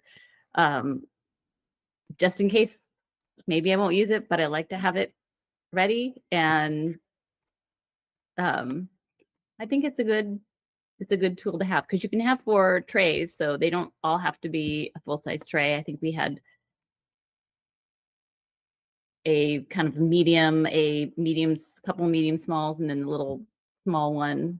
And that's how people pass the edges over, is they don't, they're not crossing over each other at all, trying to like throw pieces or, pass pieces. So yeah, that's really tough. And having the extra lip on it also makes it where you can feel a little safer trading the boards around because you're less likely to lose a whole bunch, which is really cool. Yeah. And he does have boards that aren't this plastic. They're a little bit different, but that are the white and the black on the end, which didn't end up, we didn't end up using any of those, but they're nice too, especially if you're puzzling at home or something on a dark day and you want to have your pieces pop out. But did you use boards during the Guinness attempt? The world record? We did. Yeah. Okay. Yeah, we had really worked on it. Tell us your strategy. Tell us what the Americans did. How do you get 46 minutes on that competition? So with practice. So I had I'd been gifted the puzzle last year as one of my individual prizes, and I'd taken it home and never done it. Mostly because I just don't have a table long enough, or I had to do it on my kitchen island, which isn't something I really like to leave a puzzle up. But when they announced that, I said, oh, well, I have the puzzle. I can put it together and, take it apart in pieces, or we can kind of share that. And Alice Rowe also had the puzzle. I think she works at a puzzle store. So I don't know if they sold it or if they got it for her, or she just happened to have it. So we each put it together, took it apart in sections. I did a couple of sections multiple times. We were able to get them to other members of our team. So we had one person just practiced putting the edge together, and a couple people, Mari and Emma, like crushed not only did they practice the space, but they practiced the space without the box so that we could keep the box on one end. And the funny thing was the people who'd done the whole puzzle were Alice, Kelly Walter, and I. So we kind of tried to sort to 3 different sections so that we could like just keep taking pieces off and get them to the people that were in a specific section, and for them to try. Hopefully they had done it once or twice before to be able to put it in, do that section. Now, thing that was hardest in the end was like towards the end, there were a lot of pieces you couldn't recognize, and really only like 4 or 5 people can be plugging away when it's that size. But mostly it was just the benefit of having had enough people have run through sections 2 or 3 or even more times. So it was fun. I don't know if they'll try to do it again next year. Did Try you to have get faster? Did you have multiple images? Because one thing that wasn't clear beforehand was if you were allowed printouts. I mean, obviously you get one box lid to share amongst 10 people. And so we weren't really prepared. But once we arrived, because I thought it's going to be a Guinness World Record, we're not going to be allowed extra posters. Or, I mean, I had the digital images and I was thinking, oh, I could get them printed out. But it wasn't clear if that was allowed. And then when we arrived, some teams had printouts. And I think, yeah, that definitely had an advantage. We were kind of handing the box lid back and forth. It was a bit, yeah. Yeah, we only had one box, and we saw that at the end that people were doing that. It would have made a huge difference, because you could have had a box on the table and a box for the sorters, because the pieces were on a different table. Would have been way faster if you could do that. Yeah, I would have wished. That would have made the whole system a little easier. Yeah, I would have wished that there was some rules for that, because, you know, some people Yeah. were using the images, looking at the images on their phone. Others had printouts.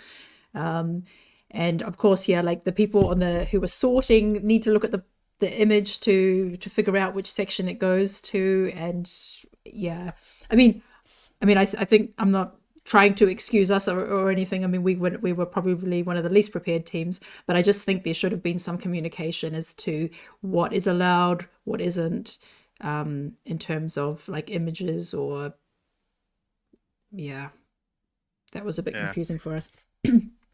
I think it was the Netherlands had made a nice little video about on their Instagram page, and it showed like the names of the people and the puzzle and like someone working the puzzle, and I thought, oh man, they're really practicing hard. Like, and I guess someone made the video. They didn't really like do it or practice, but it kind of made me think, okay, the Netherlands are going to be our big competition. And then in the end, I said something to, I can't remember who I was talking to, but they were like, no, we didn't, like, we haven't been practicing it. Someone made a cool video, or that's what I remember it was saying. So, we over-prepared thinking that other people might be doing the same. But it was fun. It was fun for all of us. There's obviously so many Americans, and I don't get to puzzle with very many of them just by virtue of where we all live. Yeah, I think that was like, for me, the best part about the actual world record attempt is that we got all the country people together at the beginning, because once I looked at the, the schedules, everybody is, I mean, especially like with the country with New Zealand, where we only had like, 10 people competing in the individuals, we were split up over multiple rounds. So I really like the kind of the bonding aspect that on the first day we all got together and kind of met each other and puzzled together before following on after that. Yeah. So I just want to thank you for your time, Andrea, and thank you. We'll let you get on with the rest of your day, and congratulations on 3rd place today. Thank and, you. and of course your wonderful results at the Worlds, very impressive. Thank you. Thank you. Congrats, Andrea. Well done. Take care. Bye. So the time is 1 hour and 44 minutes. We have some people who so we still have about a dozen or so people puzzling. So there's still, 15 minutes left. And I've just been told that Teresa's close. Nicole. We also have Joanna and Anna on the screen. So yeah, now we can bring in Patrick, who's been waiting patiently in the background and has also did a top 10 performance today in 8th and number 1 in teams in Switzerland. So you've had a busy weekend. Hello. Yeah, it was really a busy week. So Because you came from Worlds and then you basically had what, 1 week at work and then into speed puzzling, or did you have a break in between? yeah, I was sick in there between, so therefore it was really hard. So, but I got better to the end of the week, so I was at better pace for the Swiss Championship. So I think that's the reason why it went good. So. Yeah, and so that was the first time that you've had a championship in Switzerland. Yes, this was the first time, and it was really different. For me, it was the first other competition than the Worlds, so therefore I was nervous how this will be, and it was different. Like in the individual rounds, it was really quiet, and at the Worlds I don't listen to the music. I like the environment and the sound of the people chattering around me. And there it was so calm, and it was okay, just puzzle, and Yeah. I found that every competition kind of has its own feeling once people get going. There was there was one of the Northeast regional competitions in the U.S. During the solo round. It sounded like rain on the roof, just with people doing piece, and it was just quiet. Otherwise, it was really fascinating.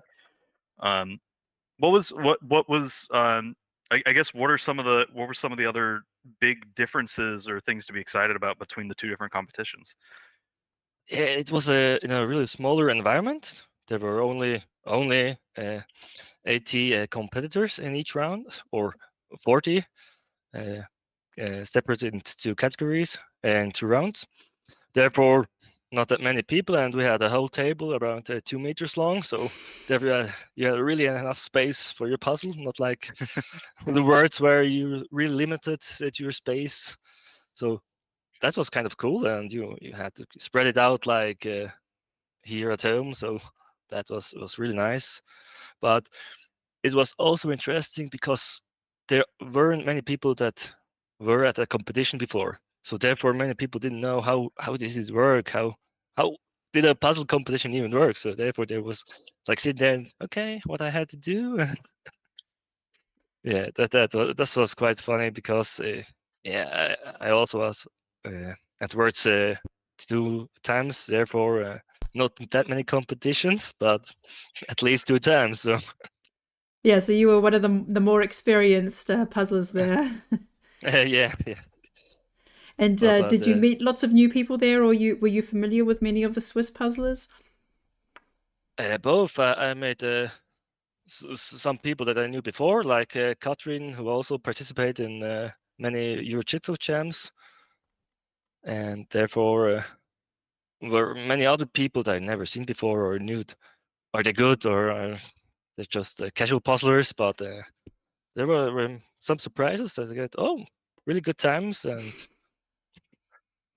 yeah, that was really nice to see. And I was hoping for good Swiss puzzlers, so that we had a really good practice environment for Yeah. when if you were the best, I think it will be not that much of a fun. So therefore, I'm really happy that there were so good puzzlers there. And at the Worlds, were you in a Swiss team or were you in part of an international team? In Paris, I was with Veronica from Austria, and in teams, I was with Swiss peoples. Mm-hmm. Yeah, and so did you notice much difference between the first, or the Worlds in 23 and 24? What stood out for you? Oh, there are so many better puzzlers this year, or I would say more had trained for this year's Worlds, and therefore, with my time in the qualifying round with 38, I was like, what? Only 11th? And last year you were yeah, you will be there at top 3 or something like that. And even if you for qualifying, you had to be mostly sub 50. So that is our heavy time. So Yeah, I mean the Yeah, times. that bar keeps shifting. yeah, Yeah, Yeah. when I was looking Um, at the final times, Tobias finished, I think, in minute 47, and in his minute there was like 8 finishes, like all just like seconds apart. It was just crazy, and that's how the cameras just couldn't keep up with it. It was just crazy. Yeah. the finals were so crazy, and I could hear the people applauding every time, and it was okay. Is there a finisher every second? And yeah, there was almost a finisher every second. So, but I think that will even be more. The field will be even more closer together over the next years because there will be new really good puzzlers, and many of the puzzles will be practicing more strategies or getting better. And I think it's hard to get even better than the time that we had, like 26. It's incredible. it's hard to, but I have a feeling that you'll be able to, right? Yeah, it could be. Because other people have been able to do it, so that means that it's possible, right? Yeah, yeah. That's the thing I always keep in my mind. Yeah, that's true. Because last year we said, "Oh, Alejandro is so fast with 35 minutes. Is that even possible to do it?" Now there are so many people that can do that. So that's really crazy. Yeah. Well, and that's like it's really exciting to know that everybody's shooting to be faster for themselves and hit this new personal record, but that is also bringing the entire field to be faster and faster, right? Yeah. Like sort of like what you're saying a while back. If you were close to an hour, under an hour, you were doing really, really good. Now the limit is closer to like 53 minutes, right? and under that level, which is wild. Did you prepare did you prepare for Worlds differently from where you prepared for the Swiss Nationals, or was it sort of like which one were you more excited to do, I guess? It's hard to tell, but at the Swiss Nationals we had Schmidt puzzles, and I think they are really close to Ravensburger. So therefore, it doesn't matter how much if you do practice a Ravensburger or a Schmidt puzzle. The Schmidt puzzle stuck a little bit better together, but I think it doesn't really matter. And the images are mostly the same, like puzzle images are. But I think I practice just 500 and 2,000 piece puzzles for the whole speed or getting better with how it feels to puzzle. So therefore, I think it isn't that different for the Worlds or Swiss Championship. But I would say I was really looking forward for the Swiss Nationals because I don't know how good the other Swiss are that are coming. So therefore, maybe I had a chance to be good in there. So at the Worlds, I knew it will be really hard to even get in the finals. So therefore, here I had a chance to be good and then as a team we made it. So yeah, that was really cool. No, and that's it's really fun that there's more and more people coming out of the woodwork, locally in the country that you can meet up with. Have you guys started getting? Have you made plans to have more more local competitions and to hang out more and like trade tips and tricks? Or is there something else going on? Yes, I think all the things are coming together, like some WhatsApp groups, or you know some of the peoples, and we also have a meeting here and made also at my home one of the Euro Jigsaw Jam together. So therefore, it's coming together, and it's really much fun to know others be positive in your country, not to have to fly to Spain or anywhere else. No, that's I'm now curious. What would a perfect like puzzle party look like? Like if you got all the Swiss puzzlers together, like what is that party setup? I would say first of all a puzzle swap, because I own so many puzzles and I just want new ones, but I don't want to buy new ones and want to give mine to others. Therefore, really nice puzzle swap, and yeah, some small competitions, maybe some puzzle chess. Yeah, and good space for puzzling. So there you can, yeah, if someone had wants to do 1,000-piece puzzle here, therefore you have a big table, you can do that, or here small tables for puzzle chess. So yeah, so I would say that would be a nice puzzle party. And lots of Have you- cheese. Yeah, fondue. Some fondue. Well, there are some pairs competitions coming up on Saturday nights, so that might be a good opportunity for a puzzle party. Oh, they're going. Yeah. Oh yeah, you can have a puzzle watch party. I just wanted to It'll be a ask, blast. are you inspired to start like a Swiss puzzle association? Is that already in the works? We're looking forward to, but we had so many to do. Anime was looking for that, but as we know, she's Well- climbing some mountains. But I think it will be we will do that as soon as possible.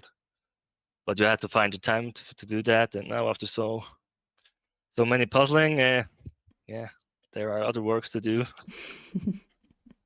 But I hope we can do that and bring even more people to speed puzzling and have fun with it. And how did you hear about speed puzzling? What was your entry into the sport? I hear from it from Karen's Puzzle and her review from the 2022. So therefore, I was like, oh, that sounds interesting. Puzzling at speed. Okay, let's have a try. And then I tried the final puzzle and was like, I don't think I didn't do that bad. Maybe I will practice a little bit, and yeah, then it got me. That slow descent into puzzling madness, right? Yeah. And I can never do a puzzle, I think, without hitting the timer. Even if I try to puzzle calmly and I say, oh, yeah, I want to know how fast I am. Even if no, don't do it fast, and then yeah, you put it fast together, and okay, yeah, that's okay, good. But it's the fun part because you can do puzzles multiple times and not only once like you normally do when you puzzle casually. So therefore, the time is a really nice addition to puzzling. Definitely. Yeah, I just want to mention there's 2 minutes left. So if you're still puzzling, Joanna, Marie, Agnes, Kirsten, Christina, Everly, and Kirsty, go. Every piece counts. So enjoy the last 2 minutes. Yes, go for this. You got this. Yeah, Like, I guess Patrick, what's some advice for new puzzlers that might be getting into this? I would say just try to time yourself, to have a look. Okay, how it is feeling to time yourself, and then try to adjust how you can get speed, or maybe look some competitions to see how other puzzles puzzling other puzzles, or and don't do the edge first most of the. Because I mean, did it do the edge first? And I was like, no, mostly not, because it's not that good. Like this puzzle here, if you will do the edge first here, I think you can't be that fast as the fastest in here. There might be a lot of. I think that there will be an ongoing debate for that. But I know we're closing on the last handful of seconds. Last coming 30 in. seconds. All right, it's So let's cheer them on as they come in. What's a good Swiss puzzle cheer to bring them home? Hope sweet, but no. Yeah, it's not Swiss beat, but just go for it. Go for it. Let's go. Yeah, let's go. You can do Push, that. push, push. Get these And last have- couple in. And have fun and keep pushing. That's why I love competition 5, so much. 4, 3, 2, 1, 0. Stop. Yeah, Well congratulations. done. Congratulations, so close. Everyone, it's that sloth bear. You can see it's that there's Yeah. that big hole of the sloth bear. The Yeah. face is done, and then there's a gap. But well done. So close. So we had 5 people still puzzling there at the end. No, 6. So yeah, count your pieces and can add that to Yeah, the that chat. sloth bear imbued everybody with its own slothness. Was that Yeah, your that- last so- section, Patrick? Most of, yeah. I got some green parts from the trees, but most of, because it's like 2 colors at the sloth bear, and this was like really like, what is this, the panda or no? And yeah, it was a little bit weird, but I really enjoyed this puzzle. Yeah. So Oh, man. any other comments or memories you would like to share from the worlds? Oh, it was just nice. I would love to meet more people, but yeah, I was more sick than that I can't meet that many people or talk to that many. And sometimes it's quite hard to know which person is which Instagram account or like something like that. But, like you see most of them just a picture of puzzles or maybe their hands and not their face, and it's like, why are you? Oh, you are that. Ah, okay, I see. Or with the placements on the table. Oh, you're in. Yeah. I have to say, I really enjoyed when I was volunteering, like the first 20 minutes, nothing is happening. So I really enjoyed just walking around, and I just looked at the table names, and then I was like, oh, I recognize that name. They've been in our competition.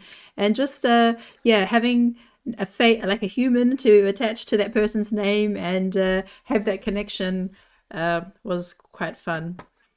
Yeah, Yes. that's so nice part on the words, because you see them and you knew who is there, not just an image on a screen. You see them in person and can talk to them, and I think puzzlers are so lovely people, and I didn't ever met a puzzler that is like an annoying person. So Yeah.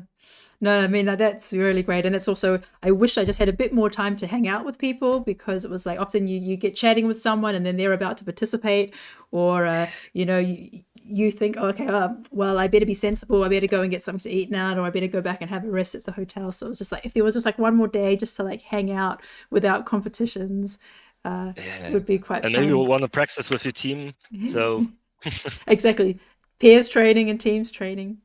yeah, this was really good this time that they got the table on the outside that you can practice puzzling. Last year I really missed that, because I want to practice a puzzle, and I have no table and it's not the same on the floor or something like that. So this was a really nice addition. Yeah. Well, thanks so much for chatting with us, Patrick. I'm glad we finally pinned you down, and well done on excellent results in Switzerland and being in the finals at the Worlds. Yeah, congratulations across the board. It's really exciting. Yeah, thank you. Yeah, thanks for the competition, and we'll see you next time. Yeah, hopefully. Yeah. Bye. Bye.